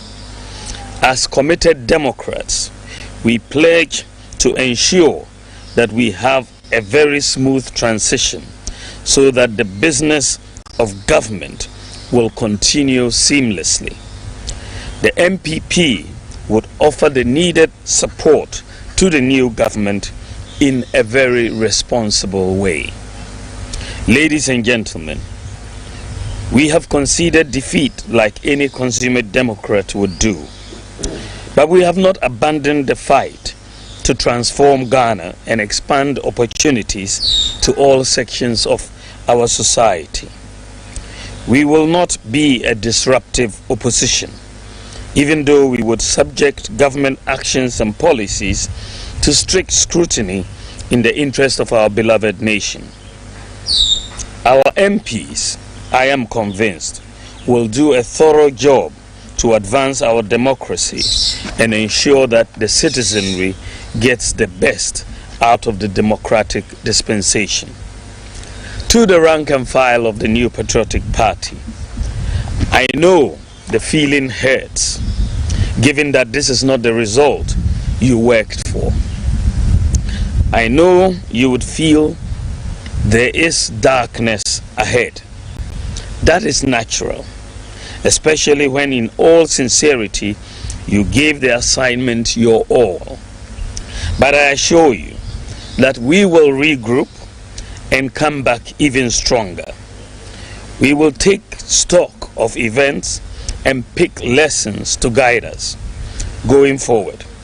In the interim, I urge you all to look into the future with optimism and hope. We may have lost the battle, but not the war. Let me also use this occasion to congratulate all MPs elect, with special emphasis on those from the MPP side. I would like to use this opportunity to thank His Excellency Nana Addo Dankwa Akufo-Addo, President of the Republic of Ghana and Commander-in-Chief of the Ghana Armed Forces, for his support and guidance over the years. I extend sincere thanks to the First Lady, Mrs. Rebecca Akufo-Addo, for her support and wise counsel throughout my tenure as Vice President and during the 2024 electioneering campaign. I would like to thank my wife, Haja Samira Bawumia, who has gone over and above the call of duty in her support for me. My thanks also go to my children, my brothers and sisters, and the entire Bawumia family for their support. I also thank my running mate, Dr. Matthew Poku Prempe, and his wife Alma for their strong support in this campaign. I am eternally grateful to our revered traditional rulers, religious leaders, and the generality of Ghanaians for their support. I thank former President Kufuor, the Council of Elders, executives, and the rank and file of the New Patriotic Party for their solid support. To all Ghanaians who voted for me and the MPP to implement our proposed bold solutions, I thank you for the confidence you reposed in us. To all Ghanaians who didn't vote for me and the MPP in this particular election, I thank you for considering my proposals, even though you exercised your right to choose by settling on the eventual winner. Let me also thank the Electoral Commission for overseeing yet another transparent and fair election in Ghana. I also thank the security services for their role in maintaining the peace. My thanks also goes to the media for their excellent reportage. Ghana has won. Thank you very much, and may God bless you, and God bless our homeland, Ghana. Thank you.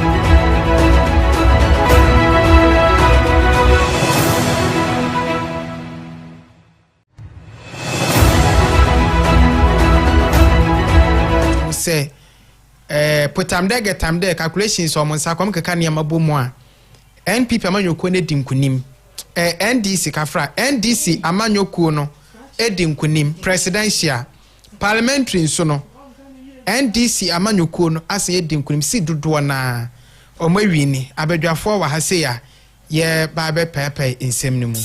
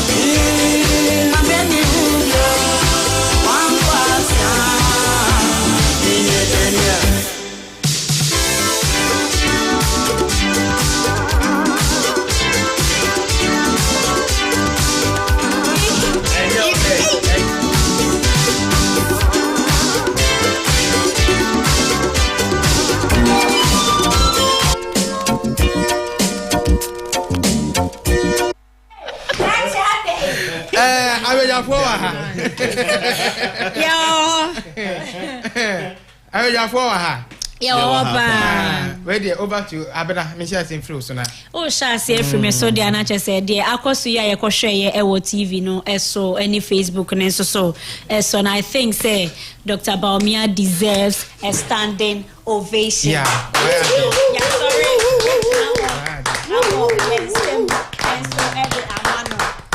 Standing ovation because why are they be say why dear na obia enhwe ni mu se obeye na abane mo boso ekokoso no obia nim se bibia trese NDC amanyoko no afa nkoni mabochi na nso no isi enya meka ye de yenyina ye nheda ye nteho na ye nhwe isi ni mesanse de ono no beka na ewom na nso no enche bia na NDC beye nsentwefo nhyiamu de ne onimanyafo sameje mfi wakasa achreche baby a oma wini enkonya wo mahwim ene enkunimudi a wo mo ensa aka anche bia ena Dr. Baumia otu franka ediama NPP osono kese amanyoko so afrene de na we de aye enkranhyesem ene gesem ahomekasem esanse intensi de waye intensi so bi be give up say me ana akansie me ka ho bi enso so no me hwempempenso ne mpomponso ababedru na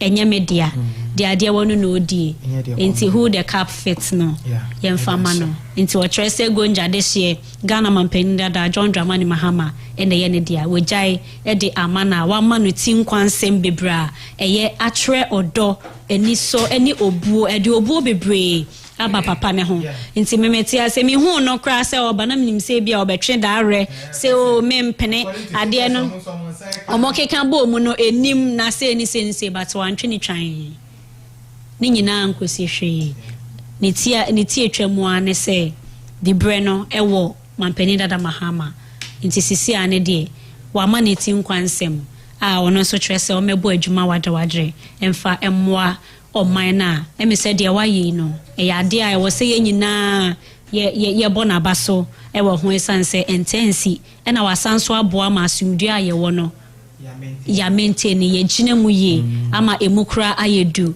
by now ye trending Ghana trending international we are seeing now obi e ka say oh Ghana akwakoto aba na they will lose ye no we give it up ama wono ankasa bepe mu aka say enye wono na eko na de okono we jai e de amana I think say ade a ohia abasobo ene enkanfo a waye ade bebre na afi nsuso na sofo na mo predict ye hye nkom ene ade no we are separating the boys from the men ye da munyina mo say at this point ye da munyina mo say em say de me kai say ne de abam eye prophet Reverend Owusu Bempa o say ono an kan ye nso ona je say o kan na abam na say mampeni na da mahama ubuoni ubreni na brese mo amoka ye so amemu amode ne amatoto so nso ye hwemanim enti no meje mu na okasemu no akọ na afoforo nso aka bi ede ato aso Dr. Baomia nyame nsura no onyo kese why ade pa mo p ejamenta obenye edware o edware wie nsuo no nso kakra wo mfe dware kakra wo na so emomasa eti ono penyin no wetimi abeka a kire Ghana fo nyina se nia waje atum se mampenyin dada na afa nkunimdie no ene na sefo no mo ye ye ente ye ho aso no adwobrel all fire should cease wa kire se ono said the music no omo ye boys omo the men no ama NDC amanyoko no enti no yeda nano ase na ne oye no efepa ebema obu kese abane ho ebe won say next 4 years elections no ba be no we nya ne ho enti ase sisi ano enti okwa any corrections fast say obebe biemu say ne ebesi bia no waje atum yenim ne omoko kan ye omate ho ase won say inka usually ne on be twa ma isi akasa ansa na waga so okay see ma peneso ba we ba enti say wow easy who him now o twetwe na ase na for results bra na fire ye dia bana mo mpiangum na yan so akọ ya me kan na azia afa nchen u ko kan bibi u fra wa obi abesi hu enti ye da na no ase pa edwuma pa na wa ya mai akwesi I think say Ghana man penya be the Dr. Baomia wa ya ade pa eyi odi eye ni di ama o man Ghana mpenyimfo omudi enim titu ene ahemfo ene mpenyimfo omudi enim ade we ebi nsi say yisi e me declare na say no na to abe ade chin ya na chese osma wa be say no because of technology any robust systems are political parties ne using it ye to aba ne wie ye 5 boy ye kan wie ye na 9 10 12 bebo no na the all video ni the owi ni so ni baje say on be popo mani kakra en de e kan adwuma no ho but why are there because apopo number kra nse me kan say me so bi so acho jokers na make this a comfortable lead number jokers no they say person me who say obesa acho den biem na egu o say but yeah why are there na say wa ma sumdwe ni bibu atwa bibi aso amaye ne da na say na yemfa enwum yi enana ye ho iri dada ye ho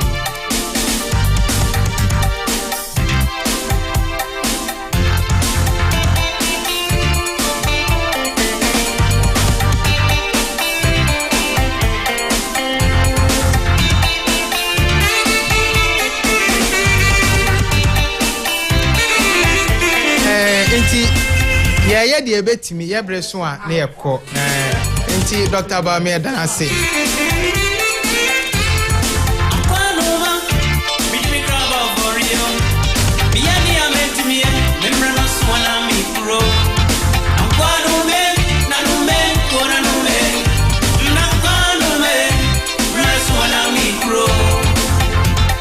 Radio Mobile Time Mothers 102.7 FM